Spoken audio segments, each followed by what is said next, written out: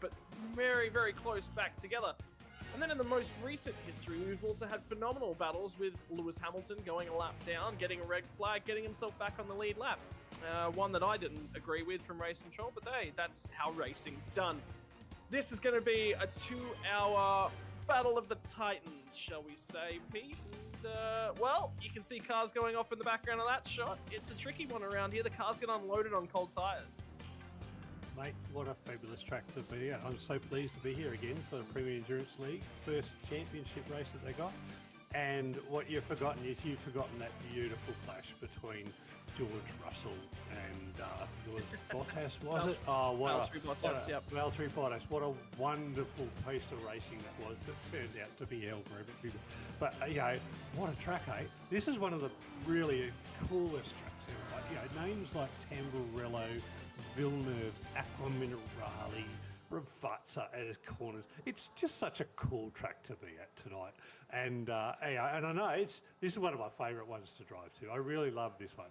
It's got some quite technical parts. It's got some nice open parts, but it's also got lots of overtaking, unlike Brands Hatch, where we've just come from. So, you could... Whoa. Did you just say lots of overtaking at Imola? Absolutely. Yes. There's overtaking opportunities here galore. You've got overtaking opportunities into Trigado and through Tamburello. You've got overtaking into Tossa the hairpin. You've got an overtaking opportunity if you get a good run through Aqua Minerale and coming out of there, up into the chicane, and then also into Ravazza. So, if you can come out of corners well, you've got opportunities to overtake. And unlike Brands Hatch, I think this is a track where we're going to see real strategy come to play, but we're going to see fast drivers come through the field. Yeah, and it's, look, the opportunities are definitely there. It takes a smart driver. It takes a driver to set things up, to use a little bit of racecraft to maybe compromise the other driver's entry to a corner. That way he's going to be compromised on exit. You won't get it done at the first time by it. It'll be the second corner in a row that you're going to set everything up. Personal history, this track will always remain my most loved for a number of reasons. I've always been a big fan of it, even dating back to the early 2000s in Formula One games in digital form. But in more recent history, it was the home of my first ever endurance win on iRacing. So, and it took a huge drive for myself in terms of fuel saving to even give my teammate Ian a shot. So it taught me that racing was just about more than going fast. You can't just go fast here. Fuel is going to be on the cards. Fuel is going to be important. Racecraft is going to be important. Keeping the car clean. How much of the curbing you're going to take? Where are the sausage curbs? What's the risk level that you're choosing to take at different points throughout the race, Pete? And I think that's going to be crucial here tonight, is that it's going to take risk levels at different bits and pieces of the track. It's not just go hard, go fast, position the car everywhere. There's a couple cars that can take a little bit more of the sausage curbs than the rest. I know the Lamborghini, Audi, and the Porsche, not big fans of sausage curbs. But there are ways to float the cars with the front engines. The Ferrari tends to like them a little bit as well, and float them over some of those sausage curbs. But it's risk factor, isn't it, Pete?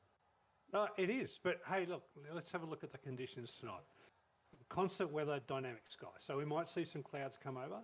We've got an overcast track, 18 degrees with a 21-degree track surface, mate. That is fast track temperatures. A slight wind from the north, 3 kilometres an hour, and a low barometric pressure. So we are set up for fast times tonight. So if you've done Imola and you've been in the 45s, you're gonna be surprised about the times these boys are going to do tonight. They're going to be in the low 40s. Will we see a 40-point something in the race? Oh, I don't know, but certainly they're going to be below 40s. Well, let's actually take our qualifying times, and we'll sort of put that into comparison. Qualifying here from the Premier Endurance Series does actually net you some points towards the championship standings. It's going to be a 5-round championship here. One round will be a drop round, which allows the drivers to let life get in the way, so we say.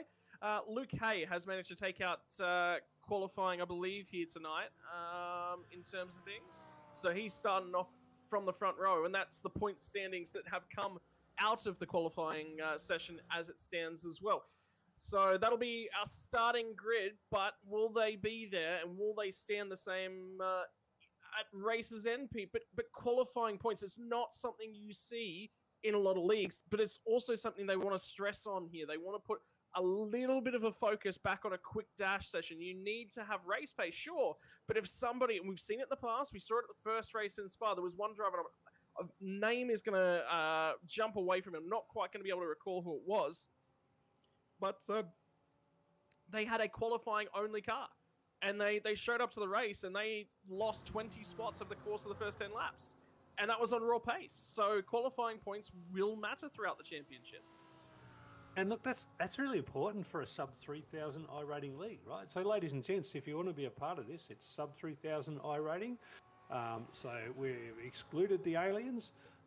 People get in there, and I've got to tell you, mate, I know you're a superstar, well and truly above that, Scotty, but as a sub 3,000 guy myself, qualifying is one of the things I don't always get right. So to have points on the line is kind of really cool for a championship because it just adds a little bit of pressure you don't always get. You know, sometimes you go into these endurance races and go, you know what, I can start from the pits and we'll just work our way through and get like that. But hang on, I'm missing out on 35 points, you know, in every race in the championship, potentially, if I don't have a crack at qualifying. So you really need to think about it, have a setup and have a good crack at it. And, you know, like I said, you know, we're excluding the aliens and extra little bit of pressure on sub 3,000 I rating bets is something that's good to watch.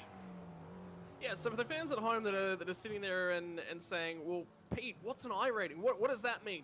So effectively, when you start your iRacing journey or your iRacing career, as a lot of people will think of it of, you're giving an I rating, a rating that sort of is tied both directly and indirectly in some cases to a skill rating.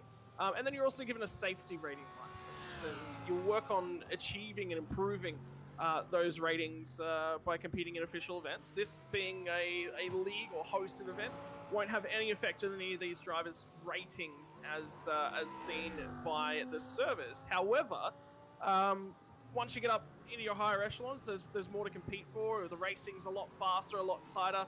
There's a lot less mistakes that go on. So the racing that you're going to see here tonight, I know that there's a fair few guys out there in the field that have talent, that have the ability to have speed, but it's taking away those front guys. It's sort of as if we've gone, let's delete your Lewis Hamilton, let's take away your Max Verstappen, your George Russell, Sergio Perez, and probably the two Ferrari drivers, and then let's enjoy the racing that the rest of the field puts on. And to be perfectly honest, that creates a lot of great racing sometimes as well. The decision making, the drivers back here, there are a lot more drivers that are willing to let a car go, which means overtaking can happen. A lot more drivers that are willing to give up a little bit of track position. Alrighty. Because, hey, mate, we got a little bit of time left before the race starts. How about we grab in Scholesy from Riot Sim Racing? And, oh god, here we go. Yeah, let's see if we can drag him into the broadcast room. I can't drag him in, so you guys might be able to. But let's see. He's qualified third. He's had a good qualifying, and see if we can get a bit of a race plan from him. Okay, right, never mind. We're actually out of time. To the grid. Let's go. We'll drag him in after the race gets started. Let's talk about the race. We'll get to the grid very shortly. The race, 65% fuel capacity, 2-hour race. So I'm expecting about 71 to 72 laps tonight. It's about 34 minutes, Scotty, I reckon, per stint. And the critical time is the 1 hour 26 mark on that. So I expect 3 stops for the guys tonight. So we've got a lot to go, especially if we get a safety car, that 1 hour 1 hour 15 mark. Yeah, so we're going to start us off from the top end of the grid, and we've already seen these points go up on the board. Have a look at how tight qualifying was from the front row of the grid. Luke Hay has managed to secure the first pole position of the season. Off alongside of him will be Trent Allen. On row number 2, Matty Skulls and Riot Sim Racing, and Richard Mann for Frog Leap Juice Racing makes 4 different teams off of the front 4 positions. Glenn Arnott is in P number 5, followed by Ben Jeffrey. Glenn, I believe, does race for a team. Team information's not there at the moment. Daniel Magri, Adrian Gretsch, Jackson Pringle, and Tyson Hanma, all up there inside your top 10. Then we throw it back to Nick Wood and John O'Kiley off of 11th and 12th. It's going to be Brandon Grosh, we saw put on some strong performances over the first couple of races we've had here. And then Owen Coleman in 14th. Martin Hallinan and Hayden Norris are going to be 15th and 16th.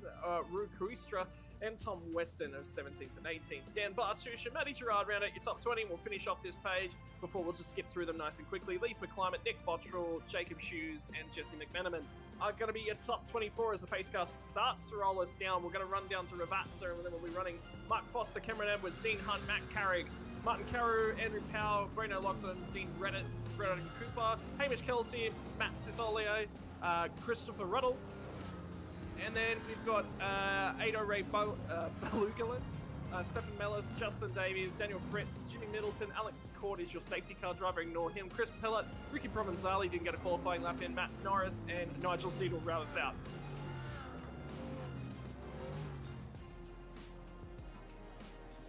Alright, eyes are forward. Safety car has already pulled off. We are about to go racing for the first round. 23 Gaming Gear Direct Premier Racing Endurance League. And lights are off. The run to turn number 1 for Luke Hay has been absolutely pulled away from the front wing juice racing entry. He's got 2 BMWs in behind that fast Audi that are trying to chase him down. 1 Mercedes down to the inside. It's going to be Matty Scholes. He's diving in deep in. He's going to pick up P2 on the run to turn number 1. And now they're going through turn number 2 as well. Glenn Arnott's grabbed himself a place. As well, the back of the field, there's a whole bunch of cars still making their way off the start grid. There were 2 cars at the back that were facing the wrong direction. And the driver who started out of 13th place, I think Owen Coleman. No, Coleman managed to get through. So my timing's going haywire at the moment. There's such as the amount of cars as they make their way into Tosa for lap number 1. Right, yeah. There's a whole lot of cars. There's a little bit there going on in turn 1. Even my own system's going nuts, so bear with me. There's already a car around at Villeneuve. There's already a car around at Villeneuve, and in the background is now fallen to 40th place. And I believe that was the McLaren that was just on screen. So they've finally managed to get themselves sorted out. Our leaders up through Aqua Minerale for the first time and into the Varianza Alta chicane.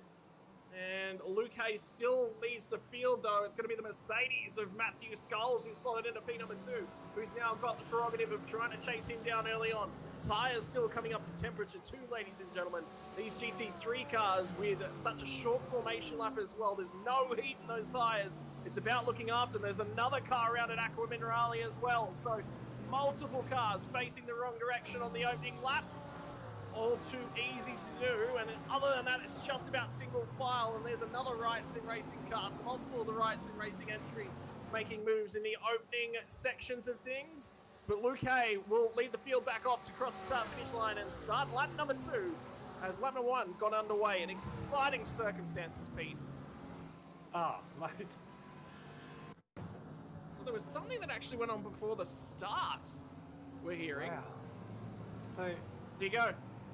Oh, there we go. The cars didn't get away. It's in clean order there in the start. Maybe the short start lap has confused a few people. Somebody might have tripped away a bit quick. Yeah, it's like a bit of a jump start rather than just waiting for it to get rolling. Was there a checkup, Scotty? Yeah, Constantino in these sorts of cases happens quite often. There's a huge hole being left by... Yep, oh, there it is. is. Huge checkup. There it is. Huge checkup. That's caught out a number of drivers unaware. I mean, yeah, to be honest, you don't expect that on a rolling start. That's really hard luck. That's going to give a little bit of aero damage to some of these GT3 cars, you know, initially in the race, and that hurts in a long race for a GT3 car. Yeah, a little bit of aero damage will cost you half a second lap straight away. Well, I can tell you, multiple cars have come to pit lane already to grab some fast repairs. Chris Pellett, Aldo Balugalin, and Matt Cisolio are the 3 drivers that I'm looking at who have already come to the lane to take surface, and Cisolio's right down at the tail end of things now. He's got a lot of work to do in that Audi. He is indeed only just in front of the lead pack, so he's basically got the front straight, and that's it. The pack are already starting to hunt down on him, so he has got to get his finger out and start going forwards. In the meantime, I think Scholes and Allen are still attached bumper to bumper at this point for P number 2, and then there's a little bit of a breakaway back to P4, which is Glenn Arnott, who's gotten through a couple spots there as well, and Richard Mares dropped one in the opening laps. Yeah, and Richard Mares actually just dropped another one. Yeah, looks like the front group's starting to settle in a bit. That fight for is it 4, 5, Ooh. 6, and 7? That's a little bit of a What's fight going on there. there? Still settling, sorting each other out. Maybe touch a little bit of grass and get going. But certainly the drivers are in there. They're giving it a red hot crack. They do want to be up the front in this race. That's for sure. Well, Glen Arnott was the car, that Twitchy Foot Racing car. I said he had a team. I just couldn't remember the name of it off the top of my head. That's Twitchy Foot Racing with the bright yellow and orange flarings with the black. Was off the road and has lost 2 places. Was up to 4th, now back to 6th. So started out of P5 for Glen Arnott. Now he's 1 position down after what looked like it was a great start for him. So he'll have to get the head back down and see what he can do. But it's so easy with the new configuration of the GT3s here, Pete, for this to happen early on. Well, the new GT3s, you've got to bring the tyres in. You can't just smash them cold. You'll hurt the tyres really quick if you don't take care on the first 2 to 3 laps on. Bring them in nicely, and then they'll last you nicely for the whole stint. But if you push them too hard, and some of these guys might have pushed them too hard and tore them up a little bit racing, then they might find at the back end of the stint. Although with 65% fuel, you're really not going to get down into that area where the tyres are going to impact your lap times that greatly. Would you perhaps say look after the tyres in the first stint, because the amount of time it takes to bring the tyres in is actually quite excessive in the opening sections. We're going to go 3 wide on the run down the front straight away, and it's going to be the Right Sim Racing car that goes backwards with Jacob Hughes, who's losing spots, and Bartouche gets his way in there, and Leith McClymont was a great move as well. They're still going to go side by side now through turn number 2, still hanging it on, nearly 3 wide again, and there comes Foster in the background of the McLaren as well. And it looks like the Milkshake Man, Mark Foster, buying a ticket to the party. Oh, here he is. There's my lime milkshake man. Oh, I love Mark Foster's car. It's still there. I went out for a burger today too, and I was thinking about Mark all day. It's cool to see that lime green McLaren. But I was at a pub, so I didn't have a lime milkshake. But anyway, look, no, really fabulous racing. They are certainly fighting for positions tonight. There's none of this settling in and see how we go for a stint or two. This is a case of getting up and getting where we can, and like I said, lots of places for opportunities to overtake, and everybody's, as soon as a car's going off, we're getting a little bit of a slow exit, somebody's going to take advantage of it. Dean Reddit and Mark Carrigan, the 2 Right Sim Racing entries in the Audi, going side by side on the run into Pirandello, the one that was on the outside, happened to go a long way by Twitchy Foot Racing car as well. What you're going to see, ladies and gentlemen, up and down the field is that all of the big teams that run a lot of the GT3 racing have got multiple entries out here tonight. So you saw Glen Arnott up the front in the Twitchy Foot Racing entry, and then you've seen Riot Sim Racing not just in a Mercedes, they're also in a Lamborghini, also in an Audi. I think there's a Porsche crawling around somewhere as well. But the manufacturer battle is very much alive. There is not an appearance of as one car around on the inside as Stefan Mellis trying to rejoin the track at this point in time, looking for a safe place to do so. And he's a Belgian DJ. Would you have it? Well, at least we know he can spin a track up. Well, he can spin a track up, he can spin it up on grass, and he can spin a bit of a song with an engine note there by the sounds of it. So he'll get back into the race. He hasn't lost too much or dropped too far behind. He's still in the field. He'll just be able to make it up. I said there still could be safety cars. So having a bit of an off early in this race may not be as bad as it could be for others. I'm starting to wonder whether or not there's damage to the rear end of that Audi, whether or not he in lap 1, because that thing is not behaving kindly to him on the weight transitions from front to rear. That's where he's having the big issues. So he's fallen a long way off the pack at this point in time, but he'll have the opportunity to settle himself in down in 39th and be out keeping the car alive for the opening stanza of the race. There is one fast repair or one backup car available to our drivers here tonight. So we'll have to keep our eyes forward to see who takes one of those earlier. Of course, with that incident prior to the start, there was multiple drivers who had already come down to the attention of their pit crews and taken the advantage of that backup car. Yeah, that's right. Yeah, no, Stefan Mellis does have a little bit of damage on the left rear. You can see that on your screen. So he's going to need to use this fast repair probably earlier than others. Although he's dropped back a bit. Do you want Do you want to take your pit stop now? I guess it depends on how much time he's losing. If he's losing too much time, you just have to come and do it. You don't really want to end up with blue flags, but you know, that damage and making the car hard to drive, GT3s are on the limit anyway. You really don't want anything extra hard to do to drive them. So maybe Stefan's going to hit the pits pretty shortly and use his fast repair. Yeah, we'll have to keep an eye on that one as it progresses. In the meantime, Luke Hay has extended out to a 1.5 second lead out in front. And Trent Allen's dropped a fair way off the rear bumper. Oh no, trouble for an out there. Driven by Braden O'Loughlin, who's having a torrid night behind the wheel. I heard him on the radio to race control as part of the opening lap shenanigans. Continuing to go backwards, unfortunately. Yeah, well, where did Braden? You know, well, he hasn't dropped back too far. He qualified 31st. He's still running in that 30th, so it hasn't cost him too much. He should be able to crack on and still race. To his left rear as well. Has he got damage as well? Yeah. Yeah, so I'm wondering whether or not it's a similar sort of issue. Because there's the other car with damage. Stefan Mellis is only just in the background. Was hoping for a rear-on shot of the Audi there. Stick with this one. Yes, yeah, definite damage up left rear. Yeah, he seemed to be going too slow to be an oversteer issue. So, yeah, I think a little bit of damage might have upset the setup that's caught him out coming through the chicane for the first time with that damage. So, not good for Braden. And again, yeah, early in the race, he could get a chance to get in, use his fast repair, and see how he comes back. So, yeah, ladies and gentlemen, at this point in time, Braden Cooper is just in front of our race leaders. And Matthew Carrick's the first car to go a lap down as well. So that is your first cars that are looking at getting blue flags shown to them. Bryden's got a job to do now. He's got to get his head down. He's just come back out of the pit lane. So he's in there for 41 seconds transition from end to end. So that looks either like a quick drive through for a failure to serve a slowdown penalty or a very quick splash and fast repair. So that says that there was damage early on for the driver of the 260 machine. Okay, look, you don't want to be getting blue flags this early in the race. It'll be a long night for him if that's the case, if he doesn't get a safety car. Whoa!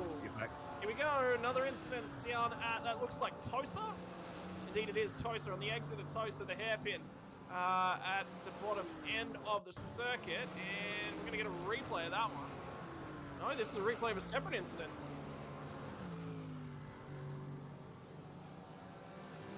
So another Audi spinning it around, and everyone doing an amazing job avoiding that one. Followed up by the rear end of that Mercedes coming around at Tosa. So we got 2 for 1 there with the replay camera. There you go, and they both look like the individual driver issues, mate. So they're not crashes between drivers. I've got to tell you, I don't really want to be in an Audi tonight. It's a bit of a Pete Baxter curse, I think. I haven't seen you drive that Audi at all, Pete, so I can't say that I've ever seen you want to drive the Audi. It's not in my iRacing garage, mate. I prefer driving the Ferrari and the Merc, or the BMW, or even got the Porsche. So there we go, there's another car. Daniel Magri? Yeah, Daniel Magri it is off at turn number 1. That's a very odd place to be parked. So either he's missed a braking marker or he's been tagged. Now, he missed something massive to get out of there if he hasn't been tagged. What do you do?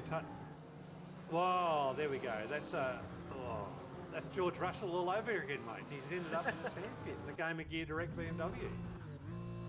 Yeah, so off on one of the most difficult spots on the track to regain control of things. Yeah, Justice dips the right side tyres off. Lucky to not make contact with the other car he was side by side with. At the same time, I can tell you Bryden Cooper's just lost his lap now, and there are a few cars that are down a lap. They're trying to get their way out of the race leaders' way and allow them to continue on with their fights. Now, how good is this battle a little bit further down on in the field as well? There's a Frog Leap Juice entry, partnered up with a couple of Twitchy Foot cars, and, well, looks like Twitchy Foot cars. The problem, Pete, when you've got 44 cars out on track at the moment, 45 cars plus a safety car, there's battles going on everywhere. And that's our problem, but that's the entertainment for everybody, right? So our challenge is to be able to capture for everybody.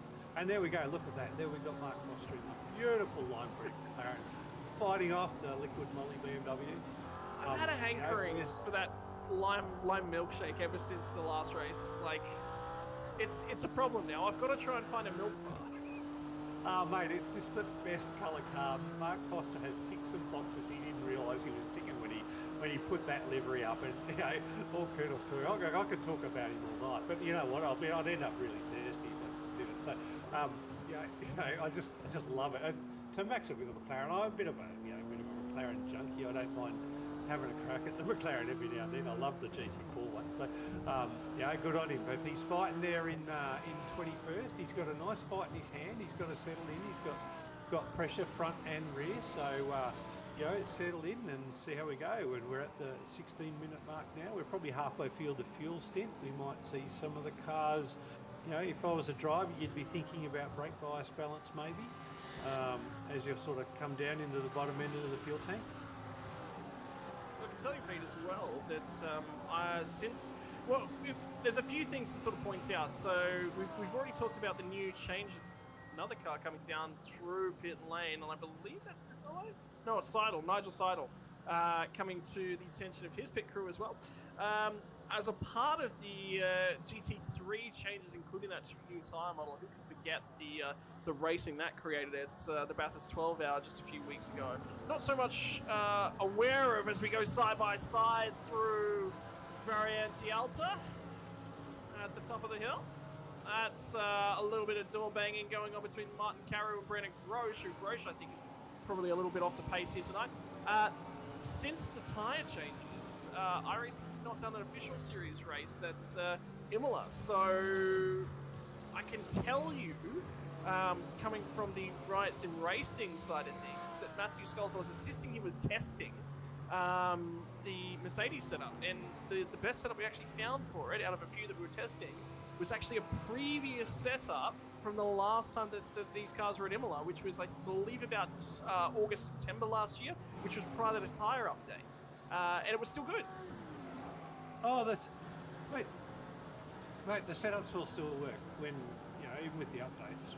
But essentially, when they change things like the tyre wear, what you'll find is you just have to drive through the stint a little bit different. But your setup's still going to work. It's still going to be fast. The car's still going to have a lot of grip. You're still going to be able to hit the brakes. But, with the different tyre model, you just have to manage it a little bit differently. Yeah, well, it was more than just a tyre update. It was a complete GT3 overhaul. So ride heights were changed, spring rates, downforce levels, everything was basically changed about the entirety of the class. And the main thing was obviously the tyre wear, but they also went through and sort of rebalanced everything. So Porsche facing backwards, coming out of Tosa again. And I thought that there was going to be some toe and camber changes to the Mercedes, and it definitely, the first few times we dragged setups out after the changes, nothing felt right, nothing felt connected in the Mercedes anymore. But this setup felt completely different. It actually was connected, and that's Leith McClimate, I believe, on the inside of the track. Where is that at? That is out of the last corner. That is out of the last corner, and that's a tricky little spot to get right, that last corner. You can go too fast and you just lose the rear end, end up on the grass, and you just got to take your time because it is a tricky spot to get back on. So let's have a look at what he's done. He's come down into that last corner.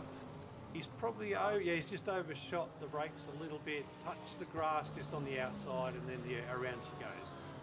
I don't care what car you drive in iRacing, if you're going to touch the grass and on a corner like that, the chances are you're going to end up on the grass after a little bit of spin. But he's done the right thing. He sat there.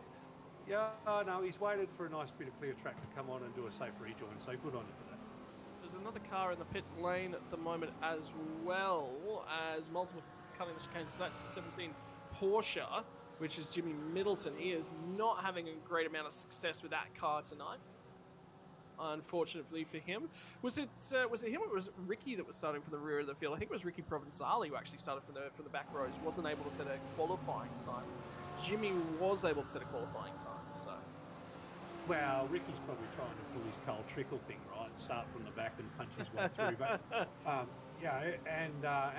what Jimmy's with his number 17, channeling his inner Dickie Johnson. He's probably having a go, getting that full out, getting into a crash and coming out, alternate straight. I need to say thank you, Pete. I just want to bet.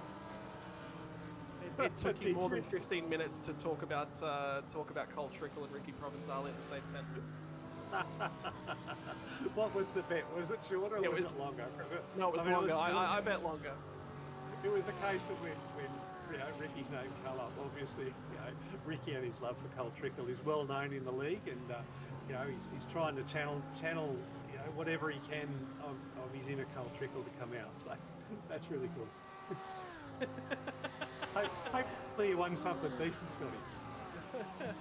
I think it was more like a high five was about all I achieved. But I did win a bet, so I will claim that. You need to put a bet on for a voucher to game again, mate. I reckon that'd be something well worthwhile.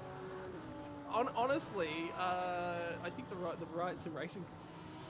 I don't think that's something I necessarily need to put a bet on for. But anyway, how good's this battle pack that's forming? This is about from 18th all the way back to 27th. So we've got about 9-10 cars involved in this one, and it's just check up. So talk to us about pack dynamics in this situation here, Pete, because this takes a lot of racecraft.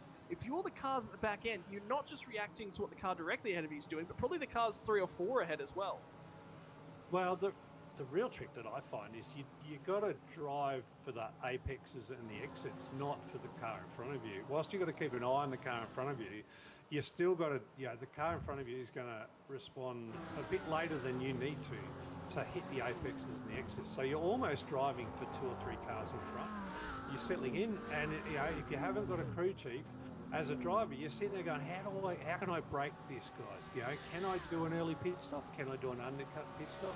If the guys go in, do I do something opposite and do I do an overcut with pit stop? Or do I just settle in and just see how the race comes down to it over the next sort of hour or so and then really fight a little bit later? I tell you, if I'm in this position, I'm trying to think of a strategy about there we how go. to jump 4 or 5 cars without having to overtake them on track. Yeah, Dan Bartu says, yeah, I'll have some of that. So he's going to come into pit lane. Jax here. I'm saying he won't go for tyres here. I'm saying this is a fuel-only stop.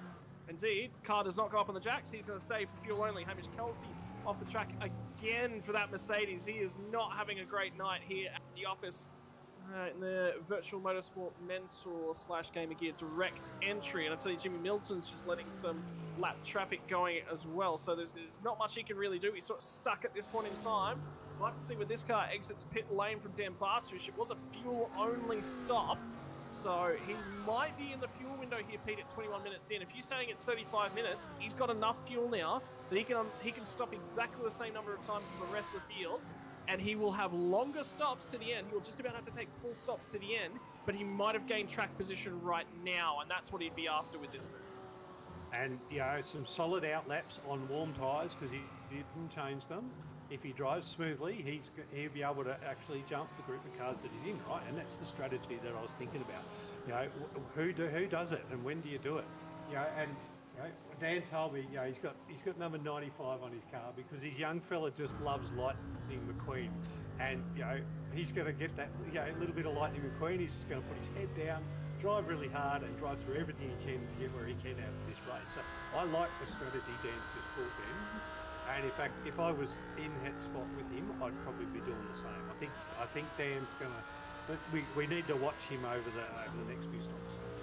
Yeah. So remember that battle pack was 18th to 27th, and he was in about 24th, 25th when he pit out of that pack. So towards the tail end of it, would not surprise me to see one of the other cars that was in that pack come down now. And Jimmy Middleton grabbed another sausage curb. Jimmy's going to give me absolute hell after the race for just. I'm running my own client in the background, ladies and gentlemen, so I can have a look around the circuit and just sort of see what I can see. And I've been watching Jimmy Middleton because it's quite exciting to watch what he's having to deal with at the moment in terms of lap traffic. So he'll have a few words with me after the race. He says, hey, you're not supposed to point out every mistake I make. No, well, he is one of the admins, so I think it's fair to point out every mistake he makes. That'll make every other driver feel really good about, sub 3,000 rating coming in and racing the guys who've organised it, right? So, because what do you want to see? You want to see the admins have a hard time. You do want to beat them, right? I mean, they put a lot of work into to getting here, bringing on, Game of Gear Direct and Virtual Motorsport Mentor and in the Premier League. So, they've done a whole heap of work. They love it. But I tell you what, they love having the piss taken out of them too. So, for every other driver that's joined them, bring it on. Yeah, keep going. Focus on him, Scotty. We'll see the rest of them cruise past him. And Jimmy's going to have a tough night anyway if he's made a few mistakes and getting lapped already. But, I think he's praying for a safety car. But the one thing he doesn't have is he doesn't have the ability to call for the safety car. Oh, here we go. Car backwards at Aquamunerali. That is requires some extrication and has now moved its way out of the way. That's Daniel Fritz looking for a safe spot to re-enter the course at this point in time. Mercedes coming in the background. He's got to get on there somewhere. That's the difficulty. Is he's still going to try and redrive that track. He's just going to make sure that he knows when it's safe too, and has now done so from Daniel Fritz. This looks like it might just be rear tyre in the dirt. No, just too hot into Aquamunerali. Way too deep. And the BMW fires itself around. Great avoidance yet again by the drivers up and down the field. I was actually looking back up at Tyson Hanmer a few moments ago as well, and just noticed that the livery on the side of the car was the Winds machine. So you remember the old, was it Valvoline Cummins cars with Winds on the side, Pete? A little bit of a throwback livery. Yeah, it was just before Murphy I was had really but, young. Yeah. Yeah, Jimmy Richards used to run it, and who was what's his name? He's on the top of my mind, bloody.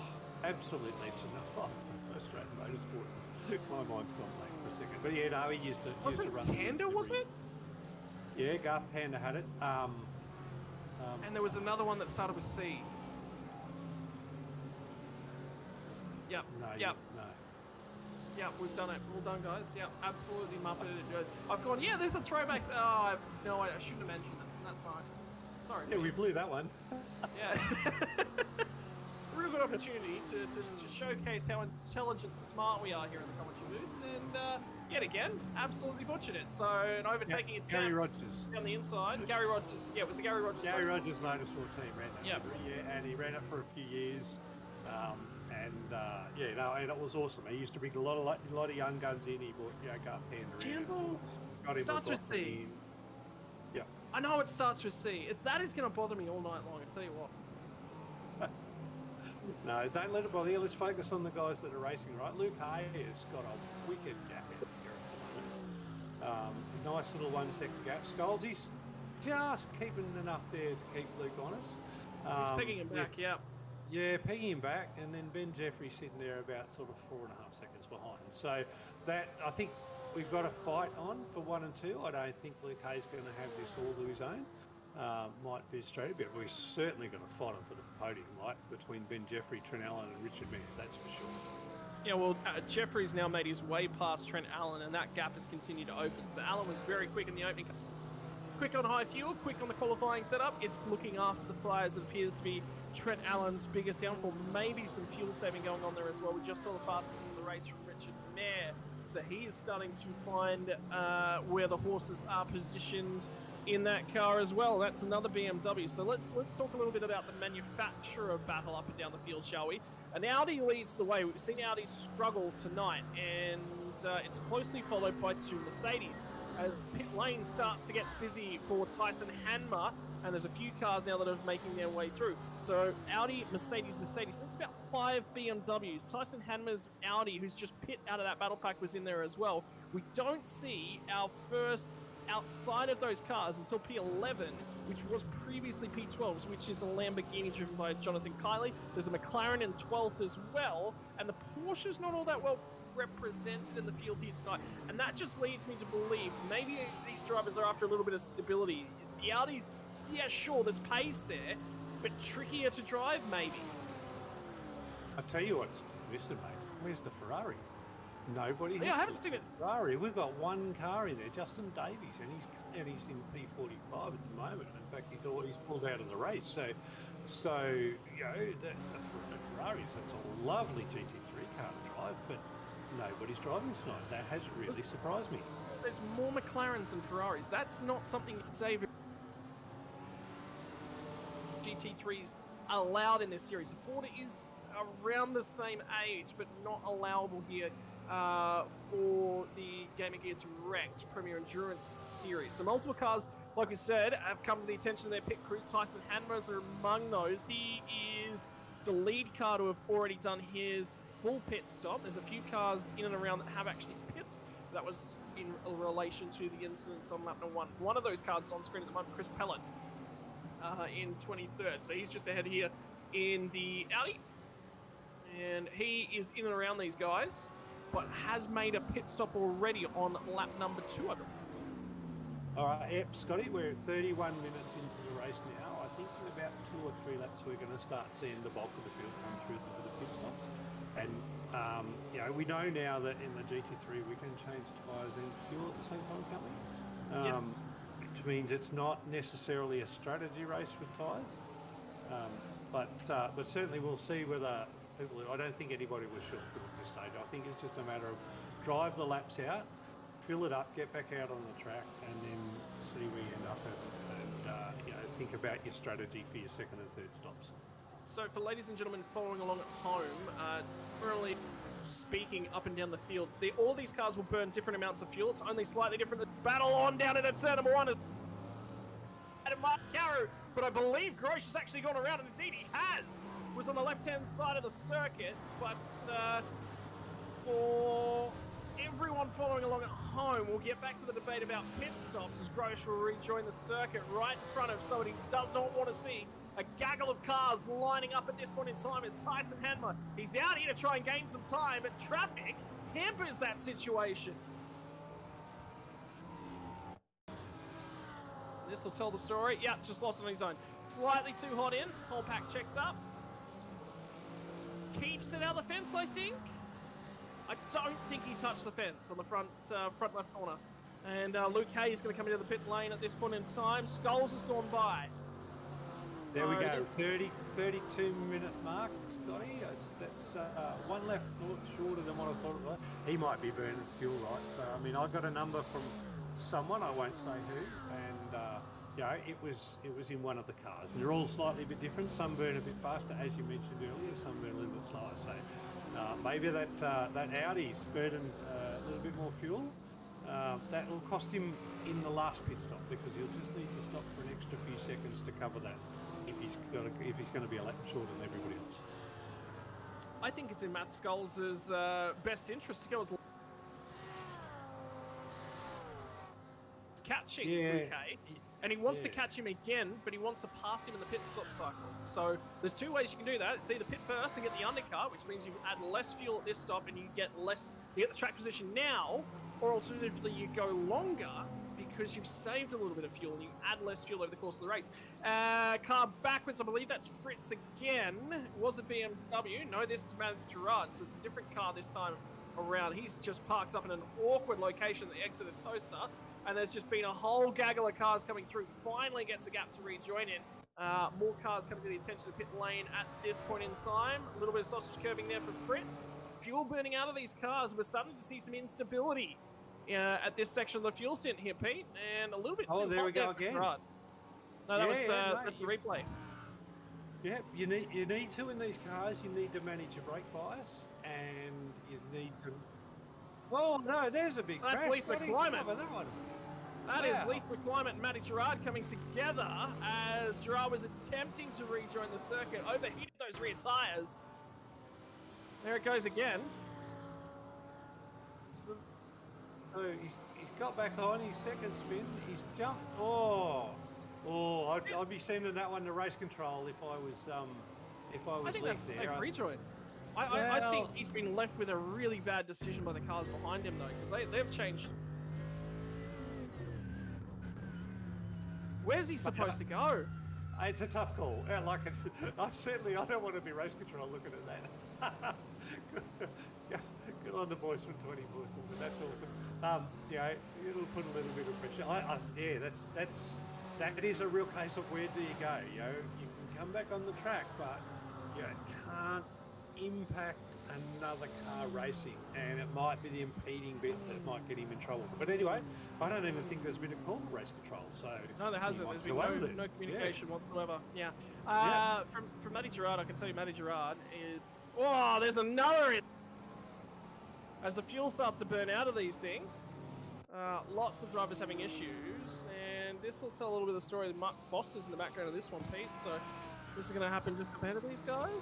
Kelsey goes around at the chicane, and remember, ladies and gentlemen, the rule is in these cars, hold your brakes, but these things, they have ABS, so he's holding his brakes and trying his best to pull the car up, and the car is refusing to pull up. Yeah, it looks like he's got a bit of suspension damage as a result of that. Probably most likely as a result of the tap. So, but here we go. We seem to have the bulk of the field coming in right on that 34-minute mark. So we're going to see the race sort of settle in and see where everybody fits. Scholes is in now, so we'll see where he comes out. So here we go, and we're going to keep an eye on 20th place car in the bottom right-hand corner of your screen. Is Luke Hay coming down towards the tail end of the circuit, and that is Skulls in his pit box that you've got eyes on. The 5 car coming through the second of the chicanes, the second of the double left-handers at the moment, and bringing back down the start-finish straight. Cars are rolling down. I do expect Luke Hay to come out ahead, but it's going to be a lot closer than I think we estimated. No, I think it's a bit further apart, mate. No, it's a bit further apart. I think Scholes has lost some time there. He's actually lost a few positions out of that. That pit lane is a bit longer than most others. So once you finish in the pits at Imola, you then essentially have the length of the Formula One pits to drive through at pit lane speed. So it's not really a case of just coming out of your pits for the leaders straight out of the cones and on the race speed. You've actually got another sort of 5 to 10 seconds of pit lane transit speed before you get up to speed. So where did Scholes end up? Did he end up in front of Luke? No, he's lost. Just behind, barely. Just behind. So he's a couple of seconds now behind Luke Hay. He's probably lost half a second out of that cycle. But I think in the long run, knowing that Luke Hay now is a lap shorter than the rest, I think that half second might pay into Scholes' advantage for the last stop. Well, update on that, Pete. It's actually more than 1 lap. It's actually 2 laps. And I'm starting to wonder, there's a few guys that are pit, but Richard Mayer here, whether or not Richard Mayer, Nick Wood, John O'Kiley might have cottoned onto something, because they are pushing it deep into this race. All 3 of those drivers have gone through. Arnott, Pringle, Hayden Norris, Daniel Magri are all into the pit lane at this point in time. If Mayer, Wood, and Kiley were fuel saving the entirety of that first stint, if they can get to 40 minutes, they cut a pit stop out. Yeah, that's right, yeah, and that's a massive advantage, particularly if we don't have a safety car. You know, because it's not these are long pit stops here because of because of the pit lane transition. It is really hurt. If you can cut a pit stop out by fuel saving the whole race, that is a magic strategy. Yeah, so a lot of work for them to do, and have a look at the difference. Luke Hay is 37 seconds behind John O'Kiley. Now, albeit Kiley right now is on low fuel and should theoretically be running a little bit faster than Luke Hay, so we'll have to get a little bit of a comparison in between those lap times at this point in time. But we'll run you through the pit lap numbers for a whole bunch of the drivers. Another car backwards further down is Chris Pellet, the Frog Leap juiced Audi, so a multitude of those Frog Leap Audis. Luke Hay is obviously working very well for him, but everyone else is having issues. Luke Hay pit on lap 19, was about 31 minutes into the race. Matty Skulls in at lap 21, about 35 minutes in. All the cars you're seeing exit pit lap were lap 22. So that's how things stand at this point in time. I'm on Richard Mayer now. He's coming into the pits this lap, so he hasn't been able to extend to the 40-minute mark. Yeah, but I'll tell you what, he's got to be on that threshold that a safety car will save him a stop. You know what I mean? When you can get under the safety car and save yourself a couple of laps of fuel, because he's so close to that threshold. I still think right now he's going to have to do 3 stops, but that last one will be a short splash and dash, and that will help him save a whole lot of time that he won't have to spend compared to others in the stop. Let alone if he was saving that whole time that there was that pack of cars from P4, I think it was, down to about P8. If he was just sitting there and just saving instead of pushing on, he's positioned himself really, really nicely, because now he's been able to get out in that free air. As soon as he got free air, it was when he set the fastest lap of the race. So things are starting to crack on. Skulls is in behind a lap car, is that Mercedes at this point in time. I can tell you, Hay has just gone by to grab the race lead. He is clear of a few of these guys. Mayer's actually coming out in a really nice bit of track position at this point in time. Nice, really nice bit of clear track position. There he is on the right. So he's just merged in. Two of these guys. Trent Allen has managed to get his. Whether or not Mayor's going to be on cold tires at this point in time, keep your eyes deeper into the packs as well, as there's another Right Sim Racing Mercedes. That's what was calling me out. I thought there was only one in the field, but there is two of the Right Sim Racing Mercedes, and now you've got two Twitchy Foot cars bumper to bumper as well. I tell you what, Richard Mayer is a demon under brakes with cold tyres. The way he's just pulled out of that car and the difference in the braking zone, 2 corners out of the pit lane, it's just, that's eye-opening. So that is good driving. He knows what he's doing on cold tyres in that BMW. And here comes Tyson Hanmer, who's one of the first pitters in the McLaren. Andrew Powers had a bit of an off. Stage right. Yep. Oh, I think Andrew is. He must be. I think he's down. Yeah, he is. He's down. He's a lap down. He's been letting cars go, but he's just might have missed his braking marker there and cut across, looking after everybody. Yeah, clipped the grass. But thankfully he's got through a gap and not impacted the other's race. Settle down there, Andrew. Get back into it. You'll get in the fight back and just make your way to the end of the race, mate. There's still a long way to go. Shot of the graphic on the side of the car as well.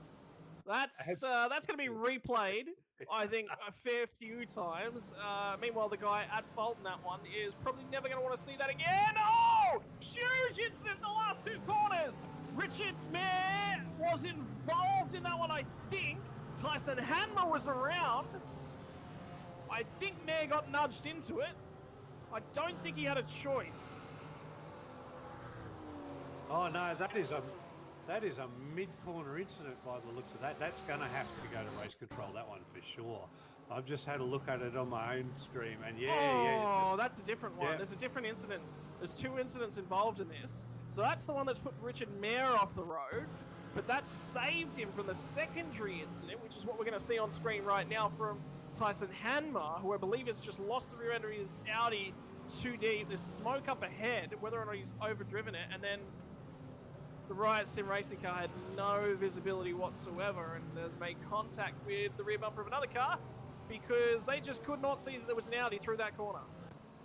Oh look, and I've been there at Imola and this, and yeah, there's nowhere Tyson can go, and there's really nowhere the guy's coming down. They won't have seen that until they get right to the apex and looked up, and that's unlucky for all of them.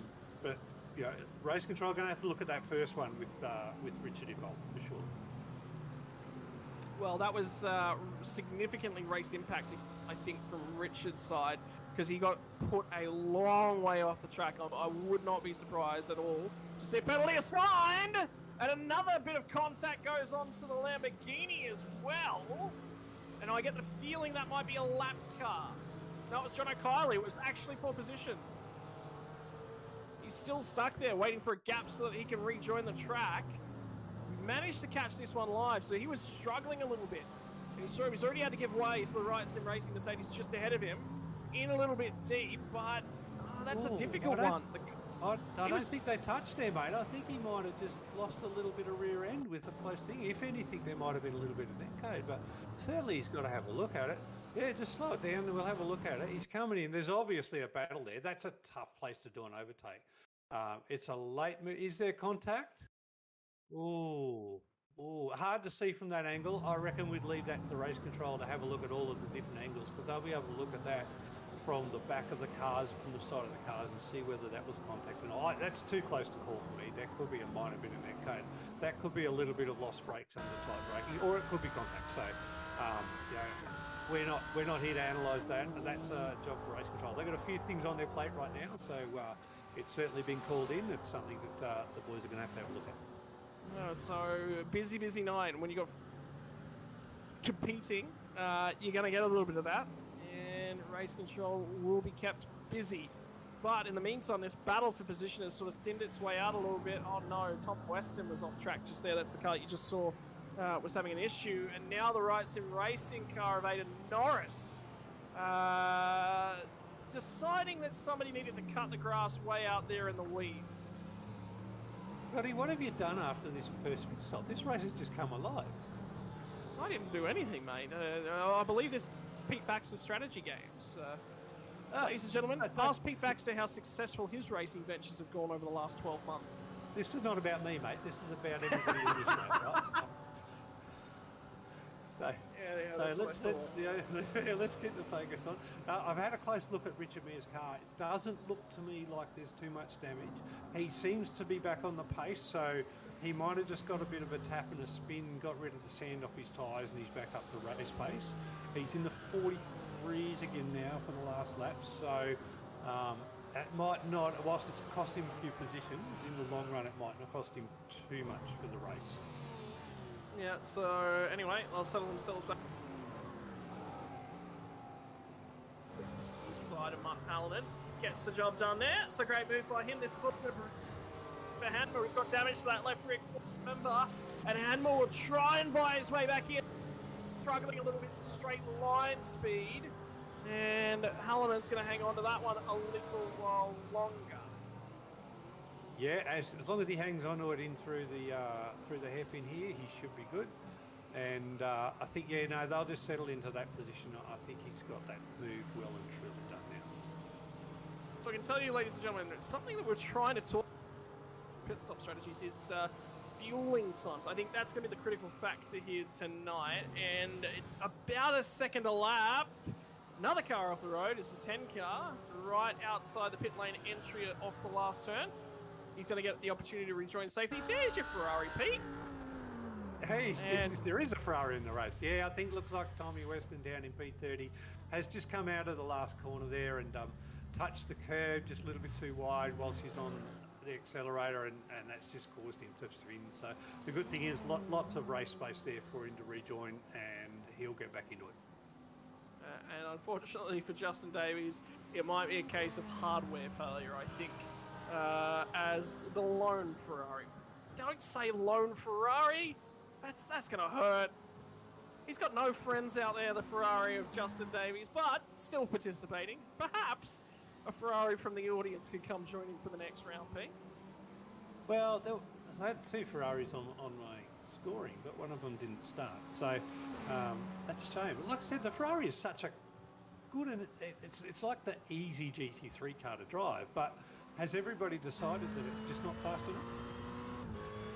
Who knows? It's a really good car to drive. It's the one that is probably the most compliant to race. And we're talking about non-aliens. We're talking about the sub 3,000 range, right? So these guys have got some race skills. But picking the Lamborghini over the Ferrari, mate. It's engine sound. Sorry. Are we after 8:30? Picking the Lamborghini over the Ferrari or the Porsche over the Ferrari, mate.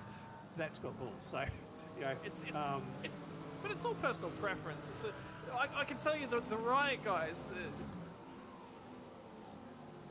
annoying Riot Sim Racing, by the way. I can tell you, majority of them are picking their car based upon how it sounds. That's it. That's the only thing that goes into it. That's as much thought as they put into it. Well, they all sound different. The GT3, right? The BMW with the 6-cylinder twin turbocharged, it's quite a quiet GT3 race car. The Ferrari is just classical Ferrari, right? It sounds like it's got 12 cylinders and it's revving 13,000 RPM. The Mercedes is just a throbbing V8. It's like an old Aussie muscle car, and it's in your ear all day. And it's like, what do I want to listen to all day if I'm going to do this in a long race? And for me, I love the Merc. I just think it's awesome. I could just sit there and I don't even have to be fast. I enjoy it. But but it's also a pretty easy car to drive. I'm a front-wheel drive, rear-wheel drive front-engine person. I find the Porsche and the Lamborghini with its rear engines a little bit more difficult to drive. The mid-engine cars, I'm quite comfortable with. But if you've got to understand the dynamics of the cars, because they are different to drive because of those dynamics. Speaking about the right boys, we probably should try and see if we can drag one into the chat and see how they go on the race settle down a bit. Hoping we can avoid that as much as possible. But what I can say is we did actually just see a race update on the screen a few moments ago. Ben Jeffries has received a drive-through penalty and served it. You saw him just re-enter the circuit right in behind Tyson Hanma. Was the Wins Audi that went through. So that was for the incident with Richard Mere, and penalty now served. On with the racing, boys. Get back on with it. Ricky Provenzali's having a little bit of a fight down the inside. Entry makes way, and that is how to get aggressive at Tosa, courtesy of Ricky Provenzali. Now does Cam Edwards have a response? Not at all. He's made it stick and he's moved straight out onto a defensive line, so there's not a chance for a response there. And I think what he's done, he's put the two guys behind him. He's put Andrew Greck and Cam Edwards into their own fight, and he's been able to drive away. So really smart driving there from Ricky. Yeah, a little bit aggressive, but certainly defensive, and then away he goes. And another issue for Brendan Grosh. It's not been a great night out of Spa last season. That time he's not going to escape putting it in the barrier. We'll touch the tyre wall and make sure that he gives it another kiss as a little bit of a sorry, I think, on the way out there for Brendan Grosh. Yeah, kissing a cuddle on the tyre wall. Let's get out and get back to the racing. Yeah, come on. Now, Nolan, you've got to get me a couple of these right boys in, because apparently they have some of the best stories about Scotty Regan. Oh, no. But, there we are. But I'd love to hear from Scholesy, who's sitting in P2. He's got a little bit of a race on his hands with somebody behind him, so it might be a good time to Dragons. He's got 5-second gap to Luke Hay, but I want to know whether he thinks he's got a fuel strategy to get in front of Luke at some stage. We'll see if we can grab him for just a moment. Alright, in the meantime, Jackson Prink penalty as well for a recent incident. I believe that actually might have been the incident with Richard Mayer. I think it was a little bit more of a red car than it was Ben Jeffries. No, it was Ben Jeffries for Richard Mayer. So the one from Jackson Pringle's associated with a completely different incident, I can tell you as well, ladies and gentlemen.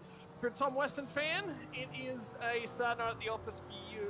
Weston has just exited the race server, not gone his way tonight. Yeah, well, unfortunately, that can happen if you have a few offs and you get a bit too much damage in the car and you've used your fast repair, right? So for some, it's not necessarily worth driving around the back with a slow car and just feeling like you're in the way. That's a really hard way to take a race. Yeah, we've got Jackson Prinkle coming through pit lane. Drive-through penalty. Drive-through penalty, yep. Yep, so he's dropped down into, he's probably going to come out in about 16th or 17th. A couple of cars 14th. Going past him there. Yeah, so you'll rejoin in 14, right ahead of Dan Bartish. Yeah. 948 was the contact for 150, so that was Ben Jeffrey was contact with Richard Mayer. So Pringle's incident was for another incident, which I'm not 100% sure of what that one was given through, but yeah, Jeffrey's already served his penalty.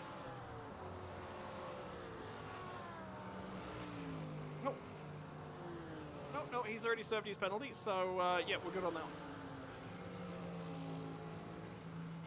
Yeah, we don't see reason for two. I think he was only involved in one.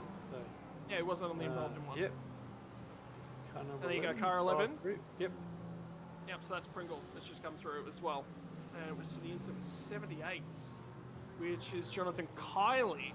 So we didn't catch that one. That was the Lamborghini from the Frog Leap Juice crew that was out in the grass. I remember seeing that in the weeds. But anyway, righto. Race starts to settle back down on in. I believe that was lap. Oh, that's actually right between Western, our leading McLaren driver, up against Daniel Magri, and another car in the. That's. I thought I saw one off the track.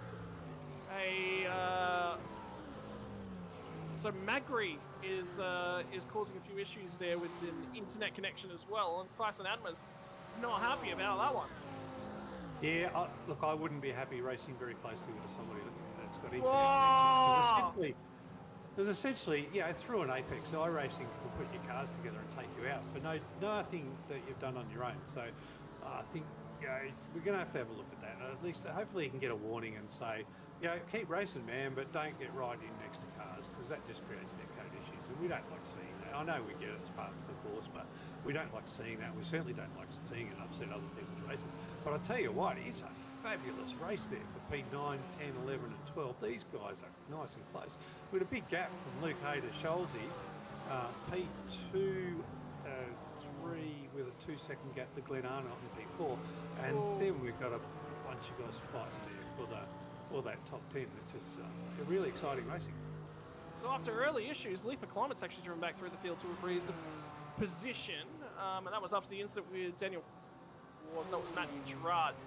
Matt Norris and Daniel Fritz speaking about those two down the tail end of the field. Just well, tooth to nail, two BMWs. And Fritz will come out on top this time. And walk away with that one. So they'll sort that one out. So everywhere you look, there's a Frogleaf car. Every second place you look, there's a Riot car. Every third place you look, there's a Twitchy Foot car. Here we go. These guys are going to continue going on with it with Bryden Cooper and Matt Carrick. And Carrick trying to get down the inside of Cooper as they head down to Piratella. Is on the inside, runs Cooper just a touch wide. Job done for Matt Carrick. Gets the move away there. Cooper was looking to slice back out of the run at Aqua Minerale, but you will never get a move done at Aqua Minerale. That is a risk side by side to Aqua Minerale. Cars coming into the pits. Pit window opens for one stop to get home from here. And a few drivers going, yep, I've had enough. I want a fresh set of rubber, thank you. Nah, not a chance, mate. We're only 56 minutes in. There's still another stop to go. This is the mid-race stop. Yeah, one more stop after this. So I think we're still looking at anywhere between the next 15 minutes for that second stop for everybody to happen. But I disagree with that. If you get a really good run out of Piratella, you can get an overtaking at Aqua Minerale. Oh. But if you don't, if you haven't got the run on the car in front of you, it'll never happen. Jono Kylie's way off in an unused section, exploring the scenery. Now that's not a car on a racetrack. I thought we were here to watch racing. What's he doing out there? Yeah. Oh, he's got the Audi company. All right, well, we're about to see another car make use of that same hole. Right, is there a coffee stop we don't know about, Scotty? Is that a drive-through coffee service? Yeah. Well, I was about to say, maybe there's ice creams on available down here after Variante Alta. Well, mate, it's too much curve for the Lamborghini. Whoa, oh, that's a heavy hit. Ah, it is a heavy hit, but it's Italy, mate. It's either got to be good coffee or gelato. It can't be ice cream and it can't be tea. Oh, the Virtual Motorsport Mentor replays this. What's going on here for the 19 car? Sees a Lamborghini, wants to go play parking roulette with him. I think he'd already lost control as he come over the curb there. Probably on the brake still on the curb and just spun the car. So what were we saying about Audis, Lamborghinis and curbs? Audis. Oh, that's a move. Oh, what a nice move going through Ravazza there. What a classic.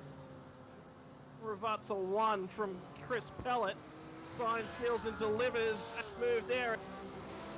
Kayamati's goals. So what was a 5-second lead, a couple laps deleted, and Trent Allen buys his way into this one as well. It's a 3-place battle for the lead, and Hay will hang on to it by the skin of his teeth. So something's going on here for Luke Hay. I think it's a slowdown penalty, and around the outside we're just at Aqua Minerale, and that will sort that one out. So there was taking too much curb somewhere for Luke Hay. My word. That's a big slowdown. He had a 5-second lead. That is a big slowdown. So, you know, one of the things there's a tip for all of you young players out there in iRacing. If you're going to take a slowdown, don't take it at the start of a straight. Take it as late as you can and take it in a braking zone so you can come off the apex and lose as little time as possible.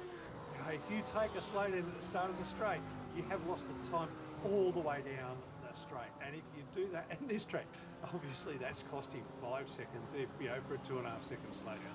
That probably, if that's happened, man, that's a tough call. You might have to think about when he takes slowdowns. Something that I practice when I do my practices, I'll find the slowdowns on the track and then I'll work out when I can take them to lose the least time. But you know, he's lost a 5-second lead.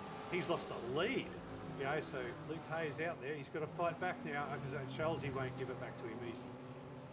Yeah, and there's more to deal with. Well, he wants to cut his way through, and he's not getting the opportunity to. He's having to get the elbows out. Who's that's in there? I think it's the 91 Porsche from Trent Allen. I think is Christopher Rodriguez, I believe. Christopher Ruddy. Sorry, my apologies. Christopher Ruddy is the driver of that Porsche. So he's trying to settle himself in and focus on his race as well as the leaders are, and that's allowed Glenn Arnott to actually really buy up onto the rear bumper of Trent Allen here. So all of a sudden, well, Pete, you said after the first pit stop the race got a little bit alive. I think it was a little bit too early for that. It's the second pit stop started that have caused the action to all of a sudden explode out of nowhere. Yeah, they haven't started. I think the bulk of them have still got their pit stops to go for the second pit stop yet. So we've got about another 8 minutes before I think we'll see the bulk of the field come through for those pit stops. But I think those that have made an early second stop, they're probably falling into... Whoa! Hanma. Tyson Hanma. Well, the benefit of having that livery is it sticks out. The downside of having that livery is, you know, exactly spun around when they have done, and this was a battle between Hanma and I think at that point in time it was Ben Jeffrey and Daniel Magri. It was ahead of him, and Ben Jeffrey immediately in behind him. But that's Ravazza 1 has not been his place tonight from Tyson Hanma. But I'm going to give him some credit there. He'd missed his braking marker. He was going to touch the car in front of him, but I think he'd sacrificed himself to not impact the car in front of him. And you know, that is good sportsmanship and great racing. And even though it's cost him a few positions, mate, that is the best way to go. Don't impact somebody else's race. You've already made a mistake. Impact your own money. Huge moment there for Glenn Arnott as he comes through Aqua Minerale, I think. And then trying to save the car immediately afterwards, gets the options back on forward and settles himself back down again as well. Braden O'Loughlin's the car that he's just lapped in. No, Braden O'Loughlin's just ahead of him, so Ruddy was still looking backwards at as well. Hay has decent gap back over Matthew Skulls yet again. So they will try and settle themselves on and get their eyes up and going forwards. And that is just about it for the moment. So what was an exciting battle, albeit a minute ago, has broken itself up again, and Trent Allen dives into lane. So he says, I'm going for the undercut. Yeah, smart move, but it depends where he puts himself out. I hope you've got a smart crew chief looking at the track map and where he's going to put himself out. It's about a 45-second transition, including the pit stop. He's got to get the car's going to be light on fuel now. Yep, the car's going to be light on fuel now, and you know, you've got to play with the settings that you get to play with in these GT3s. Traction control, brake bias, ABS you can play with as they're lighter on fuel, and just manage those cars. But you know, we're certainly in that pit stop window. Probably next 5 minutes we're going to see the bulk of the field come through. Yep, and as for track map and where you're going to come out, ladies and gentlemen, I can tell you at this point in time, the track is literally covered in cars. There is not a lot of places as somebody goes for Marty Hallinan, one of our men from Brands Hatch, who had a really good run at Brands Hatch. He's having a good run here tonight, currently sitting in P9. Oh, looks like he's just touched the grass there. Got a bit of the car's been impacted significantly from the bloody humps on the apex. And that is not how you're supposed to ride those sausage curbs. Well, good car control though. Yeah, great save. He's done a little bit of damage there to his bonnet. You can see it pop up on the cockpit view. That'll impact him. That'll slow him down a little bit. He'll lose a little bit of aero from that. But I'm whether more he's used his fast repair well, I'm more concerned about camber and tug on those tyres. There's no way those tyres will. Yeah, and Luke Hayes going to dive in. Luke Hayes going to dive in. Right, so that's Luke Hay on the time. Remember, Luke Hay came in 2 laps earlier than everybody else last time, so he's going to come in and pit again. He's on about a 30-minute strategy here, so it's a dead set 3-stopper.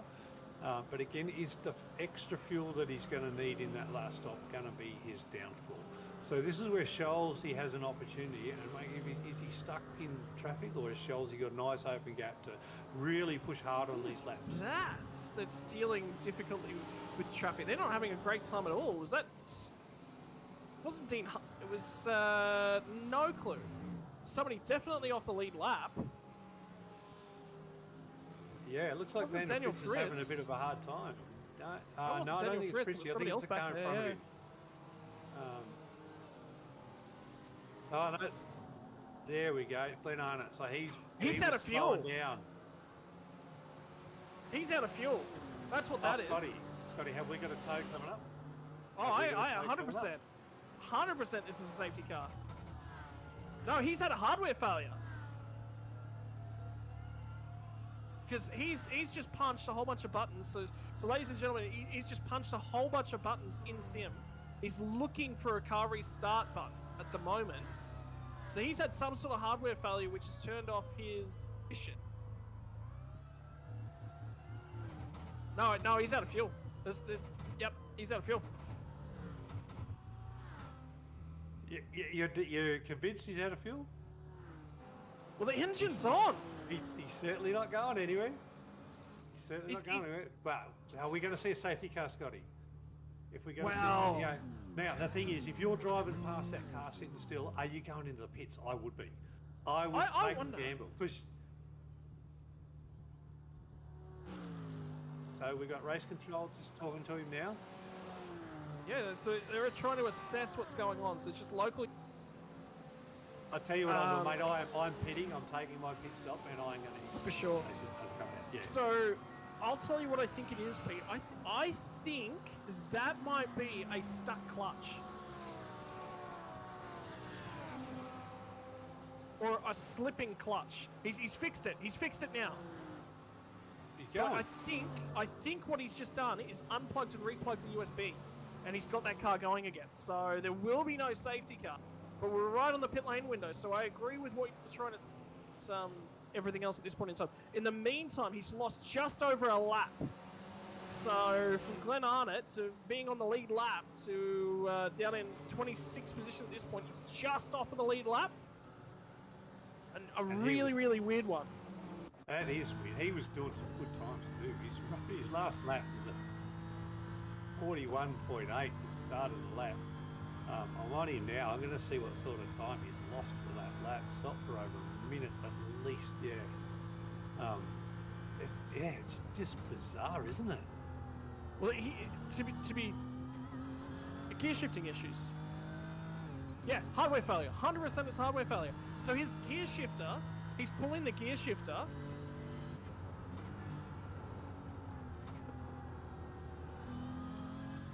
He's lost nearly 2 minutes, Scotty. He has lost 1 minute and 49 seconds sitting there. So that is more than... Oh, and he's just come off again as he's got going on his next lap. So not in a good position. He's probably in a tough frame of mind right now. He's just towed to the pits. So Glenn Arnott, I think, is probably just going to need some time to settle down. But, look, that's one of the things of sim racing. When you go to real life motor racing, what do they say? It's the 20-cent part that can stop your race. Sim racing is very much that. The gear that we have, the computers that we have, they're the 20-cent parts. They're the bits that can still stop the race. And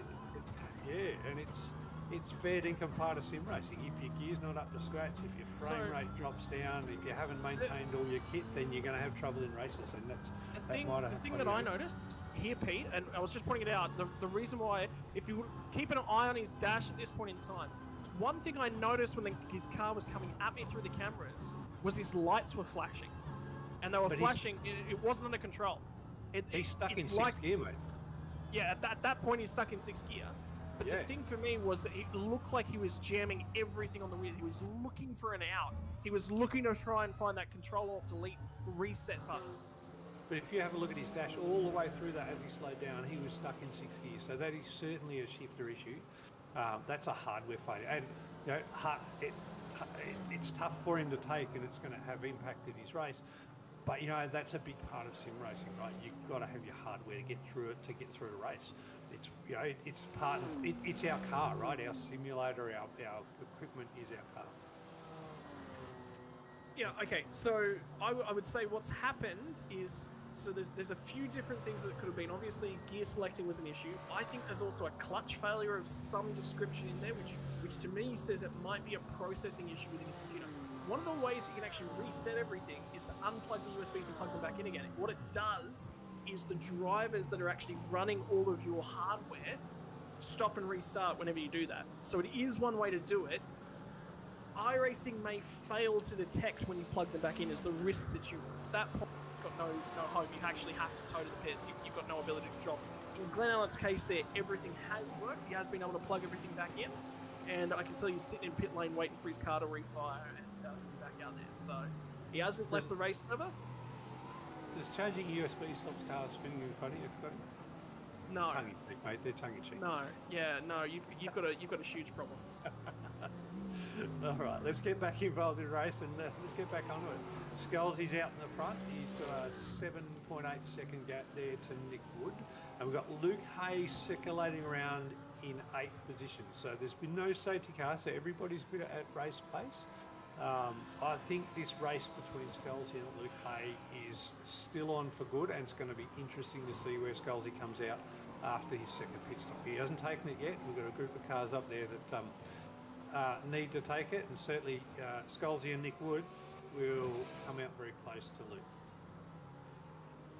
Luke Hay is just going through a bunch of traffic yet again, ladies and gentlemen. Fight back through the pits after the pit cycle has continued.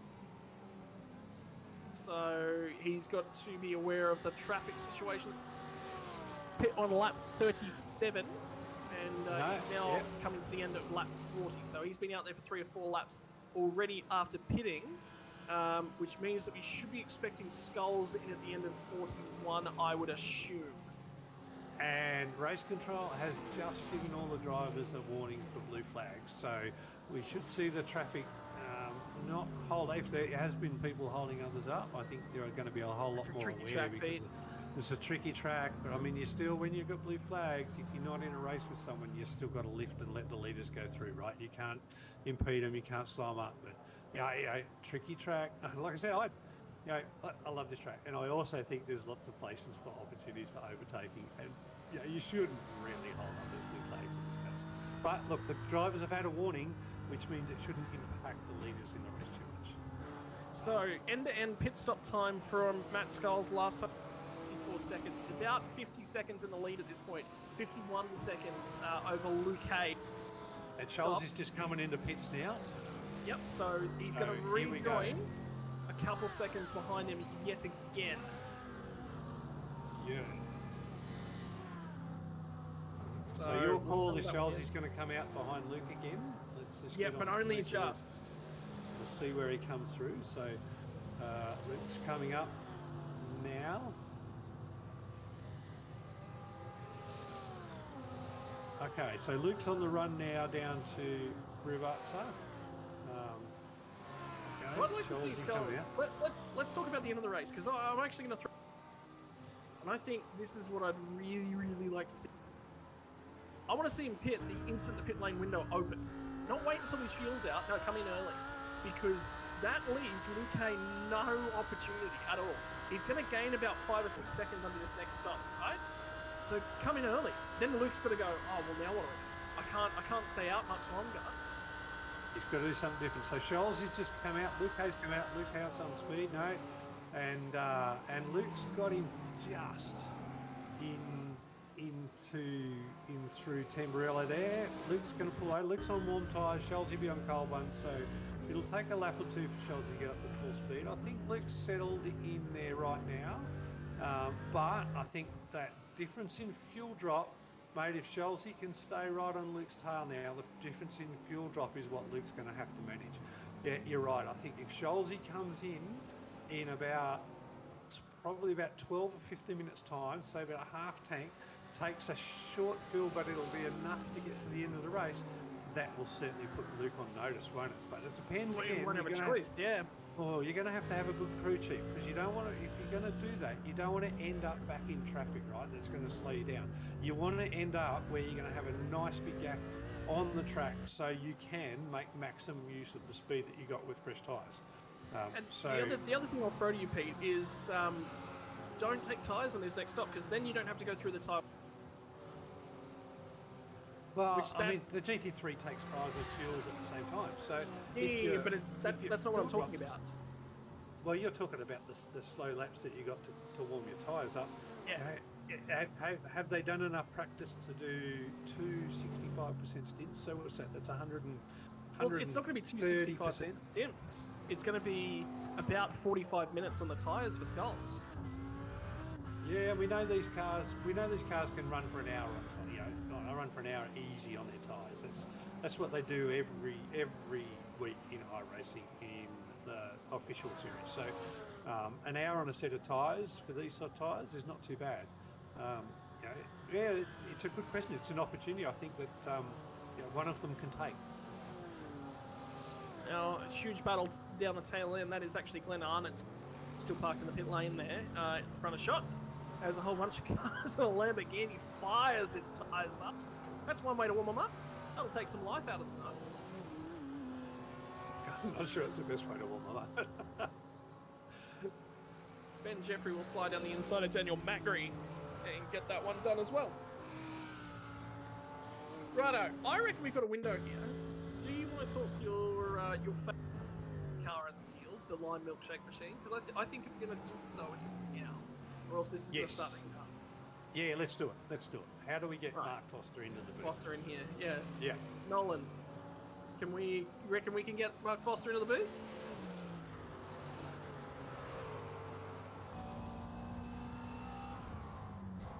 We're going to see if we can get him either way. We'll see what we can do for you, ladies and gents. He said he was going to be available for us to see if we could grab him throughout the race, but we'll see.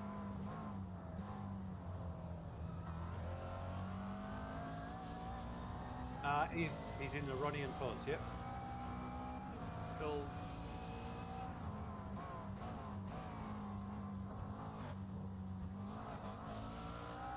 Alright, so Pete's going to jump away just quickly and see if we can grab it with Mr. Foster. And when Pete jumps back, I get the feeling we'll probably be able to chat with him quickly. Alright, so race now settling itself in. We'll go through your drivers that have pit, because Richard Mayer at this stage is still running without taking his second stop, so he's going to run that tank all the way out. Luke Hay, and I believe that's Mayer in the lane. No, that's Foster in the lane as we speak. So that's convenient timing for Pete to go up there and ask for a quick interview. Richard Mayer leads by 25 seconds yet to pit from Luke Hay. Skulls is right there within 3/10 of About it. Well, yeah, well that's perfect timing, Pete, isn't it? Yeah, yeah. Where'd he go? Right, so Mark Foster's available. Mark's been an exciting hour and 15 minutes so far. First and foremost, a fan of the lime green milkshake? I heard you call me the milkshake man a little bit earlier, and I got a feeling that's going to stick, unfortunately. So, thanks for that. It's lime green thick shakes, not milkshakes. Yes, mate. Lime green thick shakes. They are to die for, as far as I'm concerned. I must admit, I was trying to find a good lime thick shake to put on the roof of the car, but I went with the lime spider instead. I don't know if you've seen it, but I threw that in. So, just a bit of a shout out to you. Good on you, mate. I just love the colour. I just think it's unique. It stands out. It's an awesome paint. Well done. Yeah, it definitely stands out. Thanks to Owen Coleman for the paint job, because I love it. Awesome. In terms of the race so far, obviously you're chilling. Have you got a strategy to get yourself on this second pit stop? Yeah, I've just done my second pit stop, and that second stint was a total fuel-saving stint. So I'm down on map 2. Throttle's down, and I'm just trying to see how far I can get it. Alright, so lap car of Justin Davies is the only Ferrari in the field. And clear as him. Alright, so race leader at the moment is Richard Mayer. He's about 5 seconds down the road, so ignore him. He hasn't stopped yet, so don't be too worried about that. You are still on the lead lap. Race pace has been frenetic. We saw a few safety cars at Brands Hatch. Were you expecting them tonight? I got caught out last at Brands Hatch because I was also fuel saving there, and then the safety car came in and I pitted when I probably shouldn't have, and it pushed me back, and then I actually didn't change tyres and ran it anyway. I stuffed up my whole strategy, so I'm running long just to see how I'll go. What have I got? I've got 40 minutes to go in the race, and I think my last stint was around that long, so I'll probably have to do a splash and dash, which isn't ideal, but I won't have to worry about tyres or anything like that, so we'll see. I'm trying to keep the pace at around mid 143s. Hopefully that'll get me around about 18th. And ladies and gentlemen, Richard Mayer's going to pit from the race lead. He is about 2 minutes shy of making it on fuel stint. So he's done a great job to make it on fuel as well. So another driver that's going to be in that splash and dash strategy. Lap traffic has been a little bit of an issue, I think, so far. Good car on the, by the way. We won't try and keep you up too long. But talk to us about traffic around here, because this is a difficult track to set up when you're going to let them go as well. Yeah, absolutely. And I think that's why I've ended up going with the fuel saving. I actually wasn't going to go with fuel saving at all, and I was just going to try and run a 3-stopper and see how it went. But it's so hard to pass even a car that you're fighting for, let alone a lapped car. So I've pretty much, I don't have the pace at all because I've turned my throttle map down, so I'm running about 10k slower down the straight. So the guys are usually catching me and passing me quite easily, so I don't have to worry too much about that. Now that I've got this strategy, I kind of have to stick to it. It's a bit boring, but we'll see how it pans out in the end. Mate, I was going to say, I think you're in a good position, mate, because the way I've calculated it, every other car still has to stop one more time. So if you're going to go in and just do a splash and dash, then obviously the less fuel you need, the less time you're going to be in the pits, and that's your opportunity to jump. As long as you give yourself a little bit of extra fuel in that, and then as soon as you've done that, you can go back on the fuel map 1 and push hard. Yeah, that's the plan. The McLaren uses about 3.1 litres a lap on full fuel map. So right now I'm running about 2.8. Just watching my race laps to see if I can make it. I've got about 20 laps of fuel, so I'm not going to make it, but I'll be pretty close. It's around about 1 minute for a full pit stop with tyres.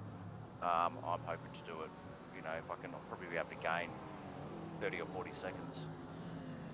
Hopefully. Well, mate, well, thank you very much for that. And, thank you for the assistance. Guys. Have a great night. And I'm looking forward to whatever you tweak on your livery next week, mate. I've already got plans for you, don't worry. Ladies and gentlemen, Mark Foster in the driver of the 28. Will be back up and racing with his teammates, who has actually left him at this point in time. I was looking, there was a in the Ronnie and Foz pedal, but no, he's in Ronnie and Foz, and he had a teammate which was Owen, and Owen's caught. So, was there something Owen said whilst you're up there at all, Pete? Or? Owen was there when I first looked, but then he just disappeared. So maybe Owen heard that we're going to drag Fuzzy into the broadcast and ran away real quickly so in case we didn't misclick his name. So who knows? But good on Mark for coming and jumping in. It's not easy to talk and have questions thrown at you while you're in the middle of driving. And you know, Mark shared his strategy. You know, it depends on who's listening to the broadcast. They might respond to it or not. We'll see what happens. Well, I mean, he also let a few cars go in the middle of it. Anyway, I've just heard the alarm for the pit lane entry go off, and I think that was Hamish Kelsey on his way in, and indeed it was.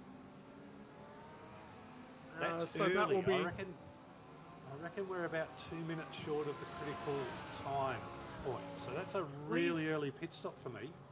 He's 5 laps down, so he actually can't gain a spot or lose a spot if he continues circulating. So he's sort of off his own. Oh no, that's Daniel Magri around again. Internet connections failed him, and now his rear tyres for Daniel Few and Aqua Minerale is going to be the place where the rear end's going to come down. Does it settle itself over the curb? Does, catches it, and then the rear end disappears into the sunset.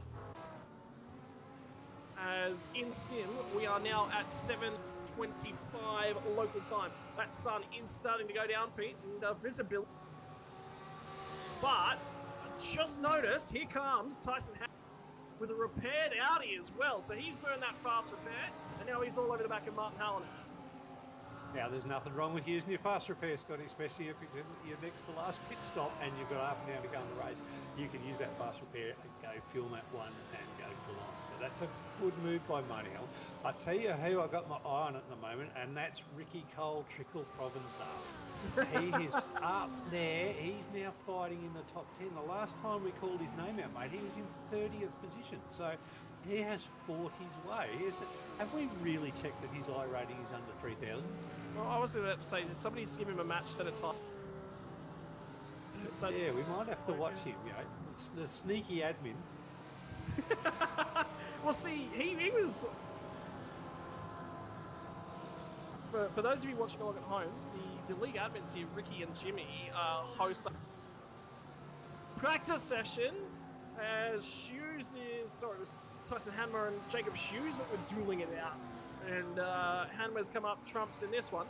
But they host a whole host of practice sessions. One of the early ones Ricky was doing quite well. He's actually up at the top of the timesheets and was bragging about how confident he was feeling. So personally, I'm kind of glad he's settled back in. Somebody must have checked the fuel. He must have put a few extra octane in that fuel that he was using in that early practice session. Yeah, oh look, you know I'm a golfer. I'm going to send Ricky Provenzali's name to the handicapper, mate, for an I-rating check before the next race. I think that's worthwhile. Oh, trouble it's been for the car on screen all night long. Elsie, he's done a great job to keep it off of everyone else down the inside bottom of the hill at Aquaman Rally. But Hammer's cleared Hughes and just bolted. So there is a lot of pace in that car now that he's completed his final stop. And one of the first drivers to dive in a pit lane to complete their final stops will be Matt Carrick, who's just off the lead lap. So he's opted to try and save himself from dealing with some traffic scenarios. And the track people started to clump a little bit again now. This will be it. This will be a full fuel load. It'll be fresh tyres. It'll be fuel map 1, and away he goes. We are right on the window now as the critical time. We've got 33 minutes to go, and so yeah, he might be dribbling over the start-finish line at the last lap, but it's time to turn it on, mate. It's the last pit stop. It is time to get going and race. And if you've been fuel saving or settling, make the most of it and then just go. Is this a teammate ploy? Because even though he's in a different car to Matthew Skulls, if he can make it home from here, he'll give you his fuel numbers and they'll adjust it slightly for the fuel burn of the two cars. And that says to Skulls, this is the amount of fuel you need to end up with in your car. Yeah, there's quite a few Riot boys in there. Yeah, could be a teammate ploy, or Skulls, he might have his own numbers and he might be racing to his own drum anyway. So, Skulls, he hasn't dropped back from Luke Hay like he did in the last stint, and that's where I think the difference in fuel drops might hurt Luke in the last pit stop. I reckon he didn't take tyres that first time around from first pit stop. He may not have taken tyres, and that's what we saw the tyre fall off at the back end of the stint was the difference between those two cars. And passed further back in the pack as well. Might have been a slowdown there car as well, but either way, McMenamin will award the spot to Dan Bartouche, and those two will settle themselves back on down again as well.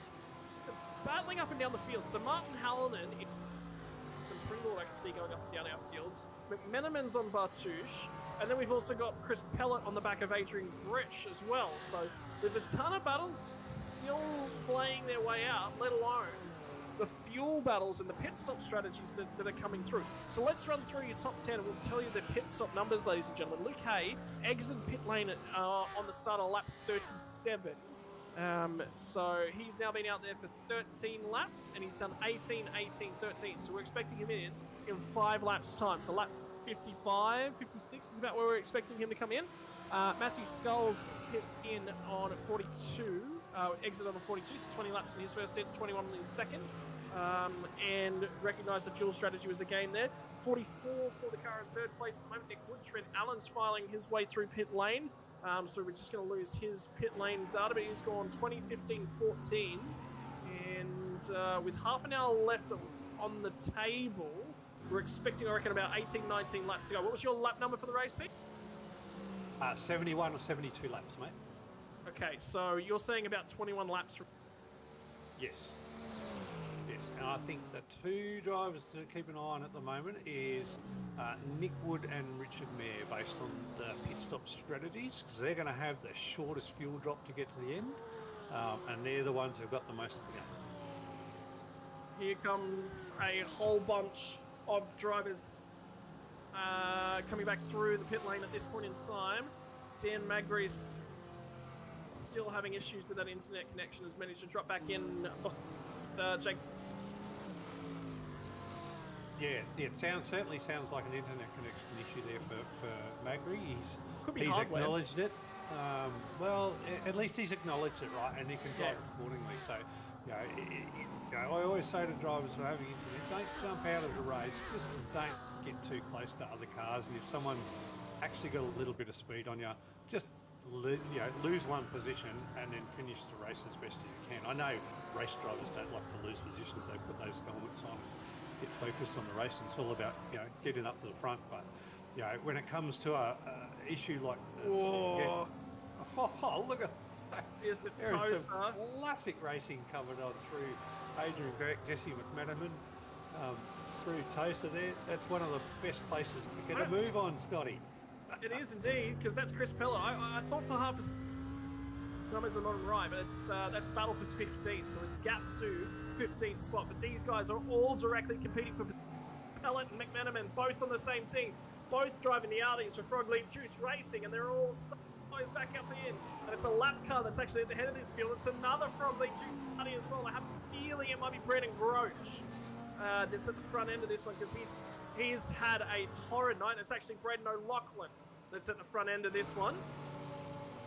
Yeah, Braden's down in P31, and he's sitting there. But this is is this teammate stuff at play? I mean, to be honest, you be a sport, right? You don't really slow them down, but you don't make it as easy as you might otherwise. But the blue flags have got to be out there. The blue flag. Whoa! And I tell you what, he has massively good call, because essentially now that takes that team play out of play, and the guys can just get racing. Yeah, and 30 minutes on the clock at this point in time. Hayes is managing to keep that margin about the same. It's going 1 or 2 tenths either way each. And there's been an incident involving, I think, Daniel Magri. Oh, it's another car off the road. It's car 91 off the road. Car 91 has come off the road. He's just touched a little bit of grass, and what happened is one of the right. Yeah, one of the right. He slowed down as soon as he touched the grass. One of the right cars coming in at normal speed hasn't been able to pull up, and it's just impacted both of them. So I think it's that grass touch. I'm not sure that there's anything they can do there. I don't think that'll be a penalty for race control, but they'll have a look at it. Yeah. Oh, So I think that's slam dunk for a pit stop now for Jaden Pugh. Without a doubt. Much of a choice, yeah. Interesting as well. I think this Skulls is quick on the low fuel, because he's starting to punch.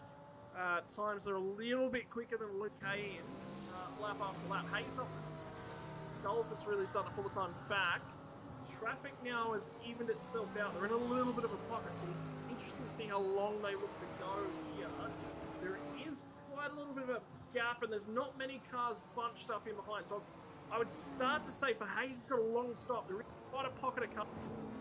So strategy now becomes critical. Aiden Norris has made his way for his 20 seconds back from Nick Wood. And this battle continues to be interesting. Has completed his final stop. So this is an actual battle for race position for him. But the cars that are around him are still yet to make their stop. It's absolutely. And now he's forced to get that run, get the McLaren up to speed. In comes Cam Edwards to the pit lane. Grosh will continue on, so he's going to have a now with Caristra on the run down to turn number 1. Look at the damage to the rear of the McLaren. Is he going to show the number on the run into turn number 1? Will Grosh defend? Grosh is on the left-hand side. Down the inside from Caristra. Won't quite get there, and Grosh just barely slots in there. And that will take away the opportunity to overtake it. Really well. And Scotty, that was really great driving from Rue Booster there. He had the opportunity to stuff it up the inside, but he just pulled up and saved himself from turning Brandon Grosh down. I think Brandon should be grateful that he's got a nice sporting driver there that whilst he had an attempt to overtake, he had enough care just to pull up and come through the apex, and both of them race on. It's lovely close racing between the two of them. And here we go. We've got a whole lot of action here for 14th, 15th and 16th between Dan Reddit, Adrian Grech, Chris Pellet. And who we got there? We've got here we go, Chris down the having inside. A good into from Pellet, gets down the inside of Adrian Gresh, and now he's going to try and get himself going on as well. So it's going to be Gresh that gets escorted back to 16th place. Who opts to come to pit lane out of this little grouping as well?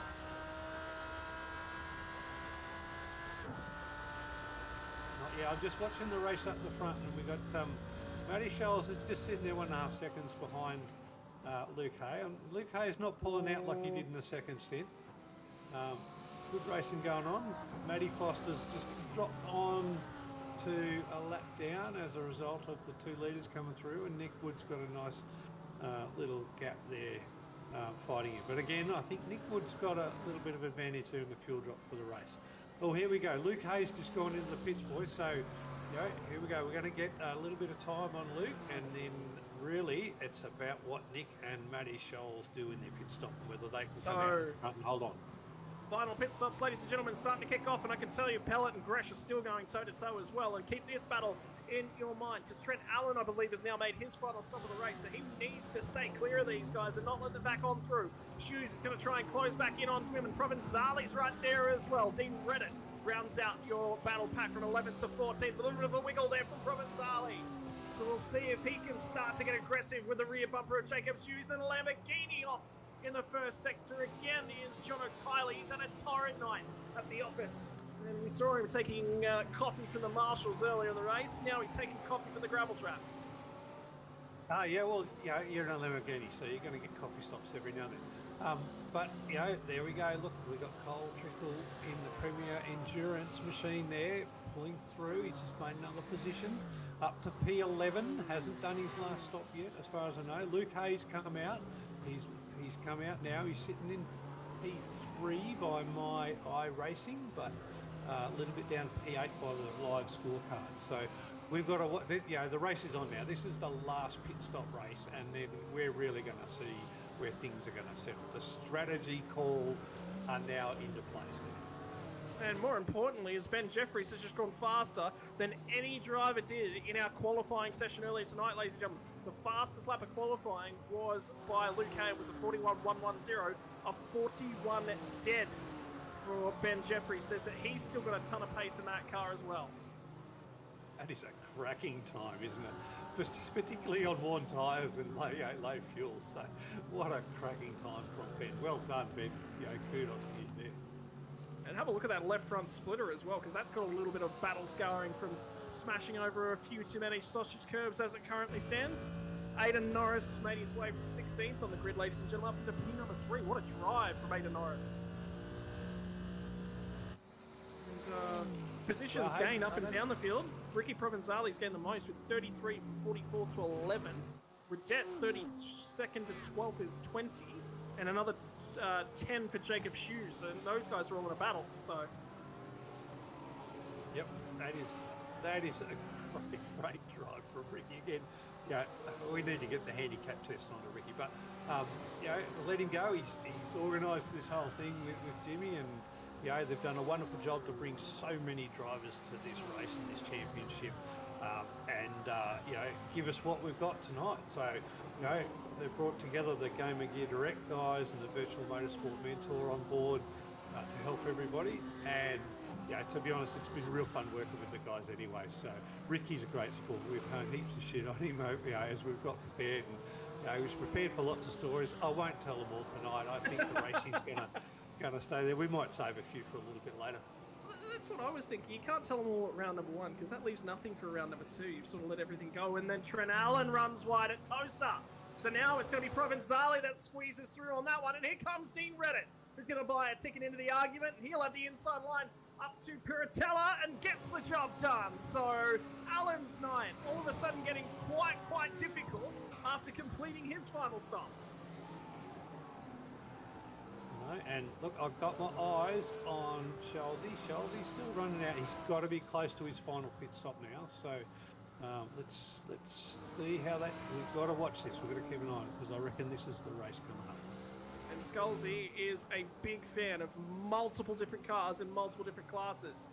And his teammate in P3, Aidan Norris, if you ever want to see a guy drift a car, ask him to go and drive, well, just about anything without traction control. He can drift a NASCAR Truck Series car, he can drift a V8 supercar, he can drift a BMW when you, a Mercedes when you turn the traction control off. Another incident here for the McLarens. They're not having a great night. About the only one that's doing really well has been Kuistra, but this is the 43 machine who has an issue through Aqua Minerale. And just overcooked it again. Yep. Little bit fast, just overcooked it, didn't stay down enough for Aqua Minerale and come out and had a classic spin. I'm really good at doing them in practice, so well done, man. You've reinforced that it is just a human activity that happens.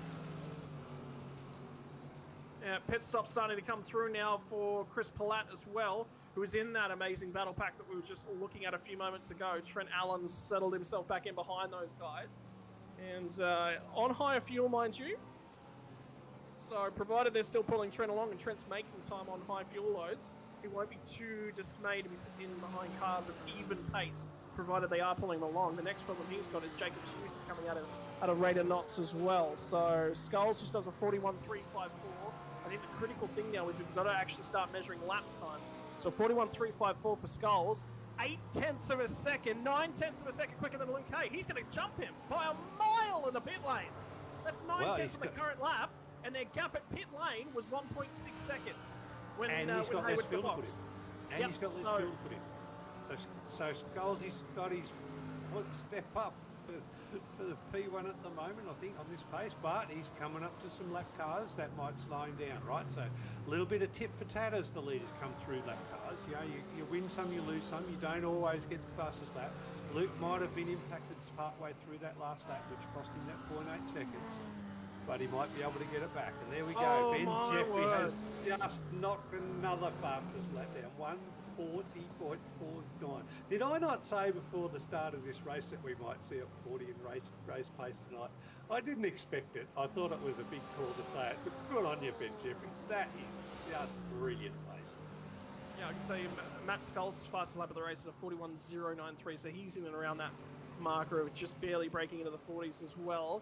41.2, 41.3, 41.4, 41.656, 41.665. So he's all around those mid to low 41s, venturing up to the 6s. It's sort of been his highest lap time in and around where he's at the moment. So Luke Hay has got to make hay while the sun shines, or else he's going to find himself exiting the pit lane in P2, and that's not going to be what he wants to see from Luke. No, and then Chris Ruddle Whoa! has just been given a black flag. Oh! Well, he's pushing hard on fresh rubber. I think he's changed tyres from Luke Hay, and that will side seal and deliver it. He's had a huge moment. Daniel Magri's gone through. Now comes Prophet Bizarrely, and now the next issue for him is here's Trent Allen at the back end of this train. He's just barely going to hang on to the spot from Trent Allen by less than a second. And who's that at the front end of things? It was Nick Wood in the twitchy foot car that was facing in the wrong direction. So Luke Hay is now in a direct toe-to-toe fight with Luke Allen. Oh, sorry, Luke Hay and Trent Allen. My apologies. Defending down the inside at Ravat. So this is the run from Hay looking through. You'll see a ton of smoke as he comes through there. And then that is the twitchy foot car at turn 1. It looks like Luke just missed an apex and just got a bit too much curb coming out of Aquaman Rally there. So that's a shame. I mean, we've just seen the race change on one little mistake. It's probably 5 k's an hour too much, and it's just impacted his race to a great extent. But, you know, the guys, everybody's putting pressure on each other because, you know, there's still the last pit stop to go. Now, if you're Skulls and you know that's just happened to Luke Hay, and there was a lot of teammates around that one for Skulls, so he'll be aware that that's happened to Luke Hay. You've got to expect him to pit this time high. That's the battle that we're seeing on board. Yep, Skulls are straight into the box. Skulls are straight into the box. Doesn't even hesitate. No, absolutely. That is the right call. Come in, get that fuel, change tyres or not, but he's got to make the most of that gap that he's just been given by Luke. Get out there and just go for it. And a 41.363, the lap before he comes into pit lane, comes in with a 52.130. So it's going to be a very, very quick box time. Car does not go up on the jacks. There'll be no tyres here for Matthew Skulls. He's going to emerge from the race in, I think, P3 on the track, but 2 cars ahead of him will be his teammate Aiden Norris, and it's going to be the 308 machine as well of Nick Wood, who will still be yet to pit. Richard Mayer, actually, is going to pass him. So... And the 91 has been issued a drive-through penalty as a part of things. So Richard Mayer is actually ahead of Skulls on track. Now, if Mayer doesn't have to make a pit stop, that's for the race lead. But Mayer will be fuel-saving to make that happen. So pace will be compromised from Richard Mayer. And he's just run a 42.093. His lap pace has been 41 highs to 42.3s the last few laps. So I would say Skulls is going to get there. A couple laps time is going to be right on top of him. Yeah, I'd say Richard has to do another stop. He's done 13 laps of fuel on 13 laps on this team. I don't think he'll make it to the end. I think there's probably a splash and dash in there left for Richard at least. Righto, so we're expecting Rich to come to the lane. So at this point in time, Skulls has got just over a second to Richard Mayer to resolve that one. Nick Wood has got Aidan Norris by 7 and a bit seconds. In the battle that's actually for position and fuel strategy at this point in time is this one on the screen between Trent Allen and Luke Hay. So these guys are going to continue to go hard and fast at it with moments remaining before the bulk of these cars hit in. Yeah, and Skulls is getting a little bit impatient with the blue flag car in front of him, so he's just been let through. No, and the blue flag car's had a bit of a spin and just impacted the car behind him. Just coming through Ravazza there. So it was Matty Gerard, I believe, as well. Yeah, so. Matty Gerard was the blue flag car. Was just holding up Chelsea a bit. He just called it in. I've got a question for you, Pete. Having a look at that side livery of the car that we were just looking at a moment before. B plus or B positive? I reckon it's B plus. I know it's got B positive on the side of the car, but I'm going to call them the B plus team. Sorry, mate. Which team are you talking about? I was just I have having no a look idea. at that. Oh, you were looking at something else. Yeah, that's why. That's right. Yeah. And unfortunately, I think that's Andrew Powell again off the road in the McLaren, the orange McLaren. Not having a great night as it continues. There's been no use of the safety car here, and with 15 minutes on the clock, it's starting to look like it's not going to come at Circuit di Enzo e Ferrari. No, and Area 51 SimSports team who put up the safety car driver are probably going to rue that their driver hasn't got any lap practice at all tonight. But I don't think it'll slow him down in the long run. He's pretty good with the pedals and the steering wheel. That safety car driver we got. And they will continue on. Cars yet to pit out of our top grouping. So we've got Nick Wood who leads, Aidan Norris, Richard Mayer, all yet to pit. Jackson Pringle, Daniel Magri, Ricky Provenzali, all yet to pit. Luke Hay and Trent Allen both have pit. Jacob Hughes also yet to pit. And that rounds out our top 10. Ben Jeffrey, I think, has pit now as well. So he has indeed on lap 60. So he's in 11. So effectively, we've got 5 cars. About half of our top 10 still yet to come to the pit lane as Mark Foster gets a little bit close with, I think that's Dean Hunt. He's going to fire it down the inside. And that doesn't look like a McLaren that's fuel saving. They look to be about equivalent in a straight line there, Pete. Yeah, well, if Mark's done his last stop, then he knows he's turning it back up to fuel map 1 and going. Has he done his last stop or not? He pit on 57, so indeed he has. He has now pit for the last time. So indeed he has. Very quick. As he said, he was filling up and then going to map 1. So, Mark's back up to full race mode. We'll see how we go from there. And he's still just outside the top 20. There's a couple of cars just ahead of him who I've yet to pit. Dean Hunt is one of those. So Hunt will get back behind him. And it's looking like up to 18th is the next car that's yet to pit. There's a few little gaps in the middle there, but his pit lane transition is 38 seconds. A lot of the cars that are yet to pit, their previous pit lane transition was 55 seconds. So he's looking at about a 17-second gain on pit lane transition time. Yeah, and we've still got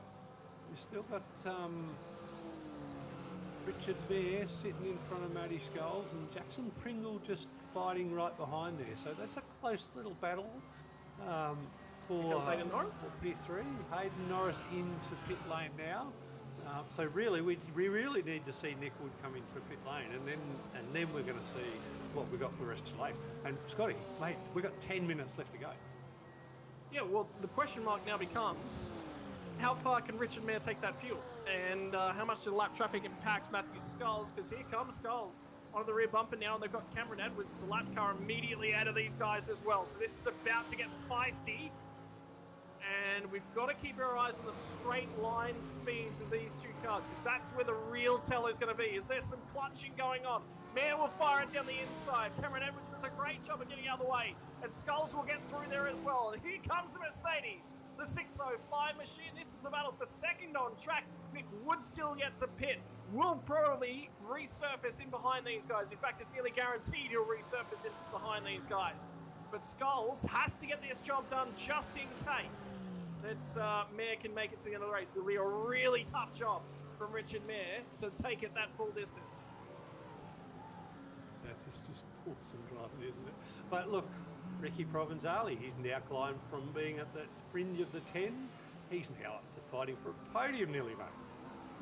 Yeah, Where but has he he still has come to make a from? pit stop. He does still have to make the pit stop, yeah.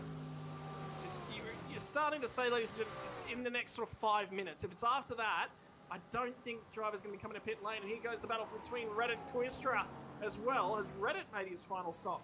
Maybe. Yeah, Dean Reddit has made his final stop. So these two are directly dueling for position.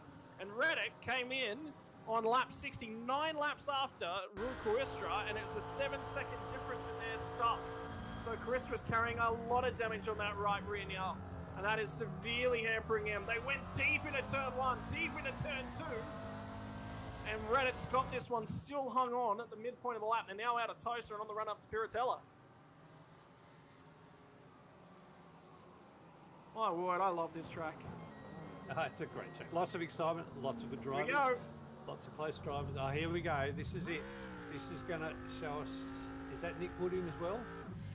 So it's Ricky Provenzali and Daniel Magri, and Jacob Hughes has just come in from behind these guys. So they've got the same stall.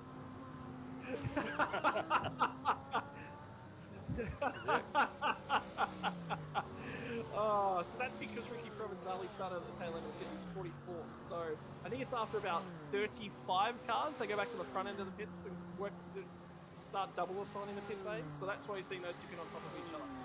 Magri had a quick stop. Where's Provenzali gone? He's in a stop. That's a penalty. That's a speeding penalty. Wow, it's something.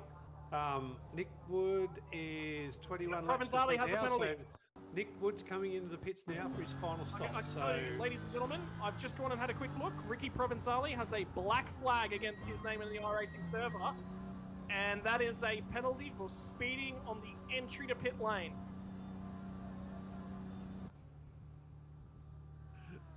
There we go. That's a cultrical moment of all, isn't it? Speeding in pit lane. He just needed Right, extra but time here for we his go. crew chief handing the ice cream through the window. There we go. Nick Wood has just come out of pits. Richard Mayer has gone through with Scalzi right behind him. This is the fight for first and second with just under 10 minutes. We've got 9 minutes to go in this race, and we've got first and second 0.3 seconds apart after nearly 2 hours of racing, Scott. Well, with a question mark hanging over that one at this point in time from Richard Mayer, because if he's hanging onto that one in the straight line, surely from Skulls, turn 1, with the way the Mercedes gets all that torque and all that horsepower in behind it, that's got to be his best opportunity. But he'll be suffering in that aero, that dirty air at this point in time, the air going over all these aero structures, that stiff front splitter, all of the air that's moving about that car is not going to be helping his aero devices from Matt Skulls' perspective at this point in time. No, but he stopped on lap 46 by the look of the lap counter I got on iRacing, which means that if it's only a 72-lap race, he's got fuel to the end. Well, he's going to be pushing it quite far. Yeah. So 23 laps, getting tired. Yeah, he might just make it. He might splash into... Look, if he has to give up the race lead on the last lap of the race, Nick Wood is 10 seconds behind. He's got 10 seconds to play with from Richard Mayer's perspective. If he has to give it up. So what are we now? This is lap 18 for him. 3 laps to go. About 6. No, I reckon he's a lap short, mate. I think he's a lap short. But we'll see. Time will tell. I'm going to tell you, over 5 laps, I reckon you can save a lap and not lose 10 seconds. And man, I'm guessing, right? The numbers that I have aren't from a BMW, so yeah, his numbers could be different. He might actually. He was blocking of a look. there, and that was clutch. That was surely a clutch from Richard Mayer on the way into turn number 1. Because look how quickly that Mercedes caught him. tail end of the straight. I'm going to go back and suss that one out. And this will So tell what do you do, another Scotty? story here.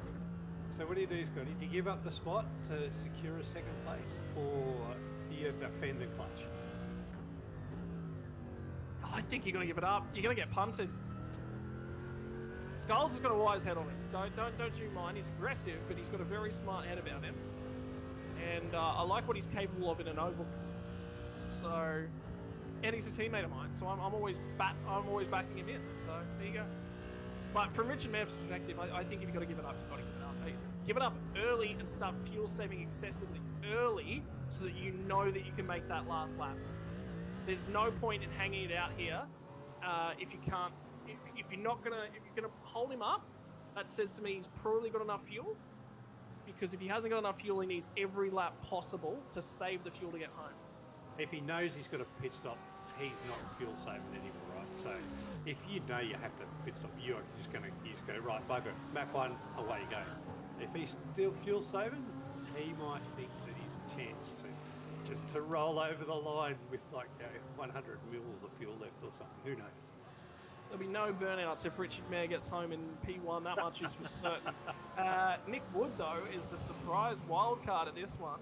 Started 11th, running 3rd, with a question mark over Richard Mayer, potentially going to be a 2nd, and that is Luke Hay in the barrier. Luke Hay has stopped into the gelato shop there. He's come off the chicane. He's had looks like he's done it on his own. So we'll see whether or not he's tried to dive in late. Oh, he's just tried to dive in late with a little lap car and just come off. No, that's not a lap car. That's for position. That was Trent.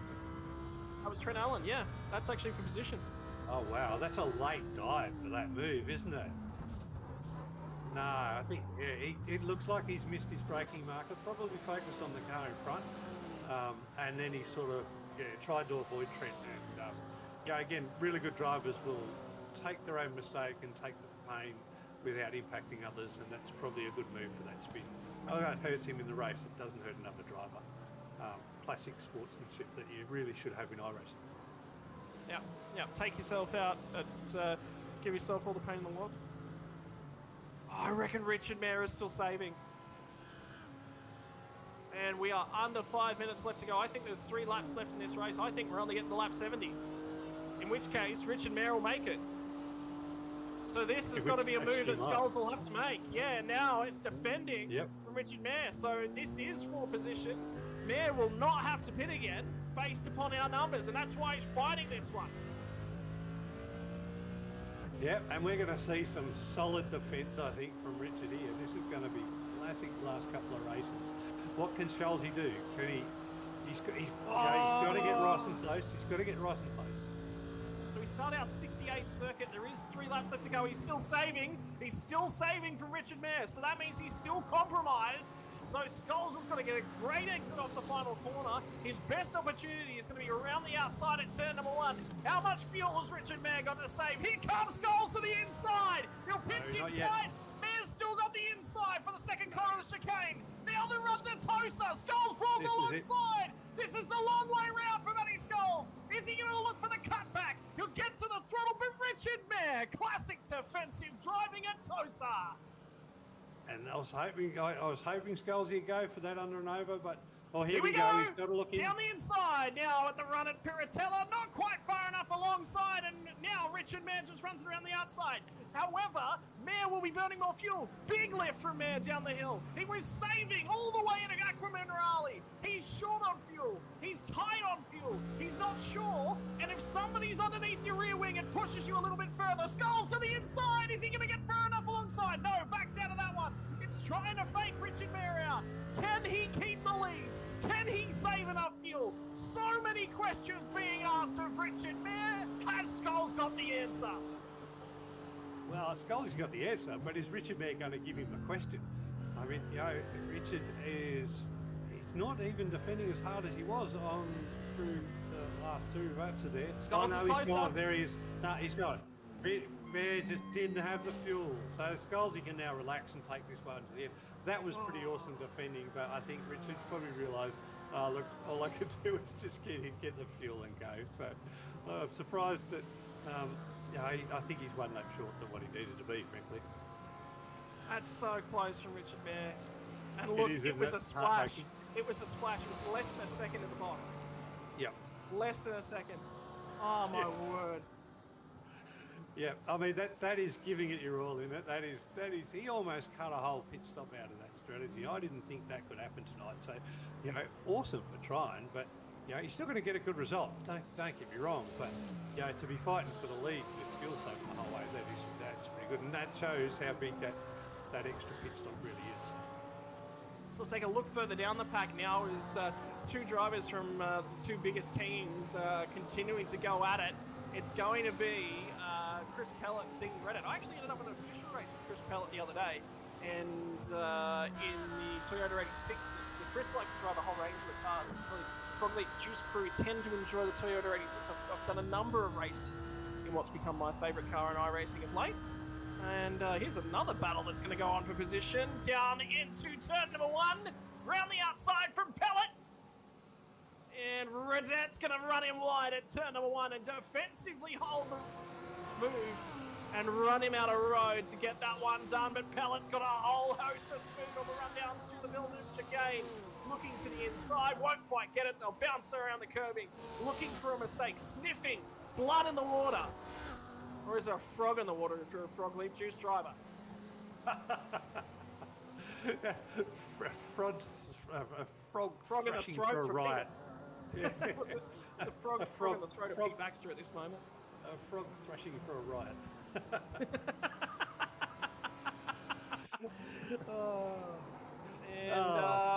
More disaster for Luke Hay.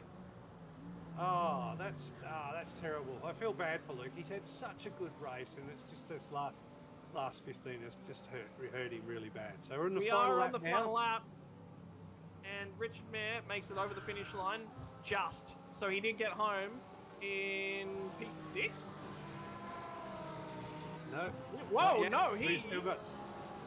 he has not added enough fuel, so Richard Mayer won't make the end of this race. This is now, we've just taken the white flag to start the last lap of the race, and Richard Mayer did not add enough fuel.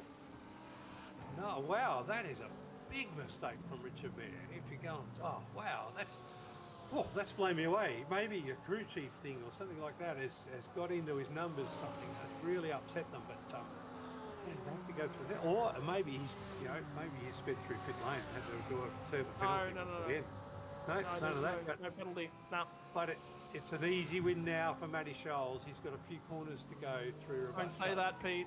Don't say that. Ah, it's 2 corners. Legend driver, Riot Sim Racing. He's put on a cracking race. He's coming through the last of the ruts. So he's onto the throttle now. And then away he goes. And I won't say, easy win, it looks like now with a 6.5 second gap. But, mate, he's had to fight for it the whole way. Well done, Matty Scholes. That's a great race. Yeah, and I move across to a team that's going to pick up the first round of the Gamer Gear Direct Premier Endurance League here from Imola. The battle for P2 will go the way of Nick Wood. Aidan Norris is going to come home and ride and land 2 drivers on the podium after what looked to be a Frog Leap Juice dominated day. Ben Jeffrey set the timing charts alight, and it looks like he's going to come away with P number 4, and Dean is now across the line. Pringle comes home in 5th. Trent Allen, after a huge fight with Luke Hay, comes away in 6th. Hallinan is going to squeak through in front of Luke Hay, and then we've got the battle on board for 11th and 12th at this point in time. And at this point, it's going to be Chris Pellet who will take this one away from Dean Reddit. So Reddit did lose that spot in the dying moments. Pellet sent a decisive move down somewhere. And Jacob Hughes is going to come home as your last driver in the top 10. These two will be the first time outside the top 10. Tyson Hanmer's lost a spot in the last couple corners as well. And he's lost that one to Adrian Gresh, who's driven through and got by him. Well, that looks like a fuel issue there for Tyson. He's I was about to say. Yeah. And Provenzali will get home in 17. After taking his penalty in the pit lane. So that's really hurt Ricky, because he was up there. He's going to get a good top 10 finish, but that penalty's cost him at least 7 or 8 positions. You know what it was? They've just said, actually, from Tyson Hanmer, it was a slowdown penalty. Oh, there you go. What a bugger. But at least it's only one spot, unlike a pit lane speeding penalty, and you lose 8 spots. So, yeah. Anyway, awesome race. Let's go to the results, Scott. Yep, that's it. Go to the results page, and we know who won because it was Matty Skulls of Right Sim Racing. Nick Wood, Twitchy Foot Racing will come home in P2. I can tell you at this point in time, the Right Sim Racing boys are trying to line up and do some burnouts on the front straight, so we'll get a few shots of that in a moment. Aiden Norris was P3. Ben Jeffrey set your fastest lap of the race. Gets P number 4 into the 40s. Jackson Pringle, Trent Allen, Martin Hallinan, Luke Hay, Daniel Magri. Got a feel for Luke Hay. And Jacob Hughes rounds out your top 10. Chris Pellet, Dean Reddit, Jesse McMenamin, Rue Coistra drove a phenomenal race in that McLaren, the 5-breathing disaster. That was that one for Rue Coistra, unfortunately, tonight. Adrian Gretsch and Tyson Hanma. Ricky Provenzali home inside the top 20 after starting on the back row of the grid. And Leaf McClimate 18th. And finally, our top 20 gets rounded out by Richard Mayer in 19th. First car's lap down. And ladies and gentlemen, time to set them loose, the Riot Sim Racing Mercedes. What did I say? You want to see guys light up rear tyres with skill and talent? There they go, the Bash Brothers. Indeed, Bash Brothers on screen at this point in time. Does somebody want to plan a championship trophy out there in the middle of the track and watch them do burnouts around it?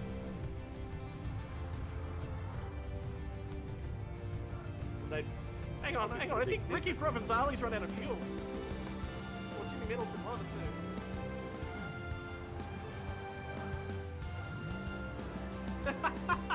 There's a whole host of the Riot Sim Racing cars jumped in on the front straight. They're all celebrating. I think everyone should be out the part of this, Pete. What do you think? Oh, no, that'd be good. Let's see 50 cars do the burnouts. I agree. It's going to have a heart attack. Maybe we'll get that at the end of the championship. All the cars lined up and all doing a massive big burnout. So, as a thank you to the Premier Endurance League for putting on the championship. So, that'd be awesome. Well, that's the results from down at the tail end of things. That is the point standings out of today's race. So obviously qualifying points have to be added into that as of yet. Luke Hay will pick up a whole bank of qualifying points. Matt Skulls will lead the championship though with a race win and third in qualifying. So it'll be his way to go. We were going to try and grab a word with him a couple times throughout the race. Didn't happen. It didn't work out that way, but we will grab a few words with him and his teammates in just a few moments. There we go. Combined point standings. We got them together. Matty Skulls from Nick Wood and Aiden Norris in top 3. So top 3 as they were on the track. Deciding things, just a few bonus points in terms of qualifying standings. Trent Allen, I believe, jumps up a spot over Jackson Pringle just due to the qualifying result. The same for Luke Hay. Finished in 8th, will actually be 7th in terms of your point standing. So a few drivers will jump up and around. The other thing to consider, ladies and gentlemen, we do have a singular drop round to be applied to this series as well. So 5 rounds will be the journey over the next 5 months, 1 race around. And one of those will get dropped your worst round. So if the drivers are unavailable, Pete, for any reason, life gets in the way, Sim Rigs break, if your name is Glenn Armott, he'll take a drop round from tonight, come back out and be competitive from our next round. Yeah, that's right. I mean, with drop rounds, you're still in it, aren't you? So forever, you know. Take a drop round the first one, and you know, it puts a bit of pressure on. You've got to have good rounds from there on in, but you know, it doesn't end your championship at the start. So I think it's positive for everyone to have a go. Yeah, so I want to say a big shout out to our sponsors as well before we go any further. 24/7 Race Control, 24/7 Sim Services. Part of the broadcasting package that we put together is on behalf of 24/7 Sim Services. They also provide race control here tonight for the Gamer Gear Direct Premier Endurance League. Don't forget as well, Virtual Motorsport Mentor. I got to catch up with Chris Purnell from Virtual Motorsport Mentor recently. He's shifted into doing a fair bit more of oval racing, which is right up my alley. But when I first got started with sim racing, I can tell you Chris Purnell was one of the first guys I jumped to. Phenomenal coach from Virtual Motorsport Mentor. So if a few of these guys up and down the field are looking to improve their driving skills, they will get in contact with Chris from Virtual Motorsport Mentor. And finally, our major sponsor. We could not make this possible without the Gaming Gear Direct GT3 Endurance Championship. Gaming Gear Direct, if you're looking for any new simulator parts, that means steering wheels, steering wheel bases, pedals, perhaps Glenn Arnott might have to go and see the boys from Gamer Gear Direct. They will get you sorted, they will get you back out there, and they will get you doing burnouts like the right sim racing boys at the tail end of the race there. Ladies and gentlemen, that's the sponsors that makes it possible for us. Now it's time to talk to our podium. We might start from third place. We'll see if we can grab Aiden Norris if you can for us, Nolan. And we'll get chatting to our podium. We do have Matty Skulls, apparently, not Aiden Norris. Skullsy, can I take credit for that race setup? Was that the setup I gave you? Did you find something else? I just stuck with the old safe set. Okay, so you did find something else. All right. Yeah. I was going to take the credit there for a moment, mate. So I won't take credit for those burnouts. Yeah, I had to. That was one thing I did before. It was just to map a button just for the shenanigans after the race. Always got to. That was actually really good fun. I don't know what happened to Luke there. I thought he was going to be a huge danger towards the end. I don't know what's happened to him, Luke. Hey. Multiple incidents inside the last 20 minutes of the race. Mate, he had pace to burn. Like every time he'd put his head down, I couldn't go with him. So yeah, I was happy to see him after coming out of the pit stops and he wasn't there. I was real happy. Yeah, I was going to ask you, because essentially you were having a really good race with him. And did you think before you did that last pit stop that you were going to be able to jump him, whether he had an incident or not? I thought I'd be able to jump him. Whether I could hold on was going to be another thing. I thought because I was running so much longer, I thought I'm a chance of coming out in front. But then he just had so much pace when he turned it on. Like at one point there, I thought he was trying to let me pass, but yeah, no, he definitely had pace early on. I'll have to go back and watch what happened to him. Well, I can tell you, actually, before that all happened, we were actually tracking his lap times in comparison to yours, just so we could sort of keep up to date with it. You'd actually cleared him prior to you even going into pit lane, prior to his incident. You were going to come out just on raw pace because of the fuel differential on the cars. You're about 0.2, 0.3 of a second ahead of it. So in pace, he obviously had it later on when that fuel burned down. In terms of the race, mates, Imola, she's tough and tricky. Lap traffic was a difficult scenario, I think, not only for the leaders but also for the lap traffic tonight. Was quite a fair bit. What was the talk like in the Right Sim Racing channel up there tonight? Because obviously you got guys up and down the field here. Yeah, look, I thought overall it was pretty good, to be honest. There was just a couple of times, and I'm the biggest whinger of all, so I was probably the biggest complainer. So, yeah, no, it was overall, I thought it was pretty good. Everyone handled it pretty well. Just a few people need to sort of learn to clear prior to turn in. If you're going to give it away, don't try to give it up once we're at turn in.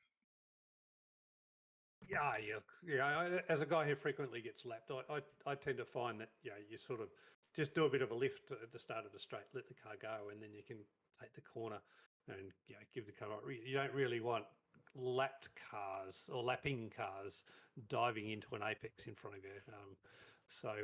Anyway, everybody gets to think about how they go, and essentially, I thought one sort of slowed you down for a little bit, but at the end of the day, it didn't really impact your race. So fair call for everybody. I think race control made the right call on that one anyway. Yeah, 100%. Like I say, overall, I thought as a group was pretty good considering the traffic and the amount of cars. Yeah, I will apologise to you, Shelzy. We did talk about getting you into the broadcast through the race, but I was after some of those good Scotty Rankin stories. We'll save that. We've got a few more rounds to go. One story per round. Let's not burn them all out. But we thought we need to get Jacob in there for the stories. Because you're racing so close, the chances we thought to get someone in, we thought, oh no, we better not pick Matty. He's in a bit of a battle right now. So the last thing we wanted to do was impact your race. So we will get you coming up, and maybe a couple of the other boys in, and you can tell some of the furfies that you all know about, Scotty. Yeah, no dramas. Sounds good. I was about to say, I think Aiden Norris will take care of that, won't he? Yeah, Hayden or Jacob or someone will be chewing at the bit to get in here. Yeah. All right. Thank you very much, Skullsy, and we'll let you thank the sponsors so that Aiden Norris can come back in and just say, what Skullsy said. Yeah, thanks, boys. Just thank Bliss Homes, Mark Hughes Foundation, Gaming Gear Direct, and just all the right boys. Thanks for that. Ladies and gentlemen, Matty Skulls takes home tonight's race-winning position and leads the championship heading off into round number 2. Next up, we're going to grab Aiden Norris, who'll be in just a moment to come and have a chat with us. And indeed, there he is now. P3, Aiden. Fuel strategy seemed to play right up your alley tonight. 16th on the grid, so qualifying points weren't all that great, but Mate, traffic, you managed to survive and you managed to save a whole bunch of fuel at the same time. 100%, mate. 100%. Like I said, I did notice that.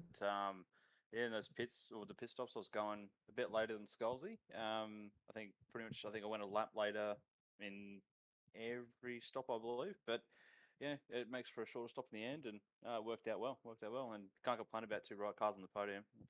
That's brilliant. So who's footing the bill for the fuel over at Riot then? If Scalzi's burning it the way he did tonight. You are. Oh, okay. Thanks, mate. I better get the card out and get that bill settled before we leave. No, that's packets for sure. Car choice within the Riot team. Obviously, we've seen Frogleap Juice have all just about driven the Audi, but there was a Lamborghini, there was a couple of Audis, and there's a couple of Mercedes here. And I said, look, it's the Riot Sim Racing way is you pick whatever sounds the best. So are the other guys deaf? Well, it's. I'd say yes, but that's literally all we're talking about the whole 2 hours. Basically, oh, this car sounds nice. Oh, no, the Mercedes, big lumpy V8, yeah, sounds nice, But nah, like that's 100%. Especially with Jake as well. It's just if sound is all that matters to him, especially in the BMW because it sounds like a vacuum. He loves that thing. So Hayden, every team that I'm involved in, you sort of lock yourself into a car and everybody works on the same setups. So in Riot, are you guys doing your own things in team sessions, sharing setups and working together? Because driving multiple cars like that, if you've got a team engineer, you'd be pulling his hair out, wouldn't you? Pete, these guys don't work together at all. Yeah, no, we don't. Yeah, but like. It's hard to say. Like we do definitely share setups. I think we have some special dragon tunes that are hidden. Scalzi, fucking Rattlegun, you'll find out about that shortly. But no, like, but yeah, we do definitely share setups. As a team, bonding is usually just us driving some stupid car in our stupid track, crashing into each other. But yeah, we this is probably the most practice we've done for anything ever. So no, it's been good. Well, certainly the results speak for themselves. So good on you for doing the practice. I was about to say, I've got a story on that. Aiden Norris's general podium speech about anything is, I bought the track about 15 minutes before the race. It's great. Hey, I've had this one for a bit more than 15 minutes this time. Mate, congratulations. Scalzi already thanked the sponsors. Do you want to repeat them for us? What Scalzi said?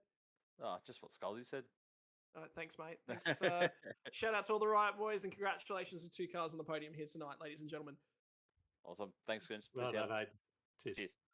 Mate, how good were those burnouts though, Pete? That's the highlight of the night. Like, that's one of the things that drew me to Riot Sim Racing, and this is why I joined the team recently, is it's no holds barred. When they have a team session, no holds barred, destroy the tires, destroy the cars, reset to the pits and do it all again. Yeah.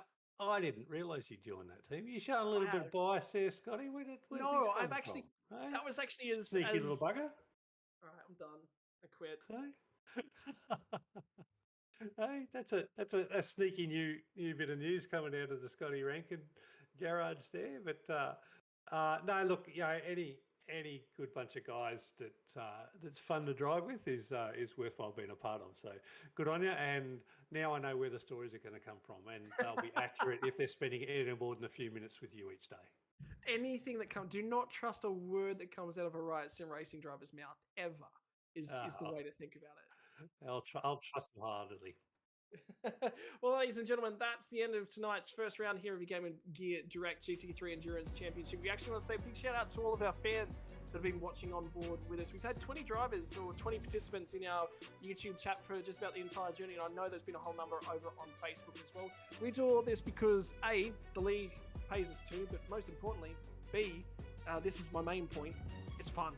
And it's fun for you guys. We want to entertain. So anytime I see chat in the YouTube, that gets me going. I'm having a great night. Pete's the same. He won't say it, but he does. And yes, keep in touch with us. Keep up to date with us. 24/7 Sim services over on YouTube and on Facebook as well. Don't forget, if you're interested in everything that you've seen here tonight, you can jump on board for the Gaming Gear Direct GT3 Endurance Championships. Entries are still open for the next couple of rounds. There are 5 rounds in the championship, 1 drop round, which means if you didn't make the standings here tonight, that's okay. Pick everything up for the next round and you've got a 4-race championship ready to go your way. Ladies and gentlemen, I've been Scotty Rattlegun Rankin alongside of Peter Baxter with Nolan Rempel on cameras. We hope that you've had a great night here from the Gaming Gear Direct GT3 Endurance Championship Round 1 from Imola.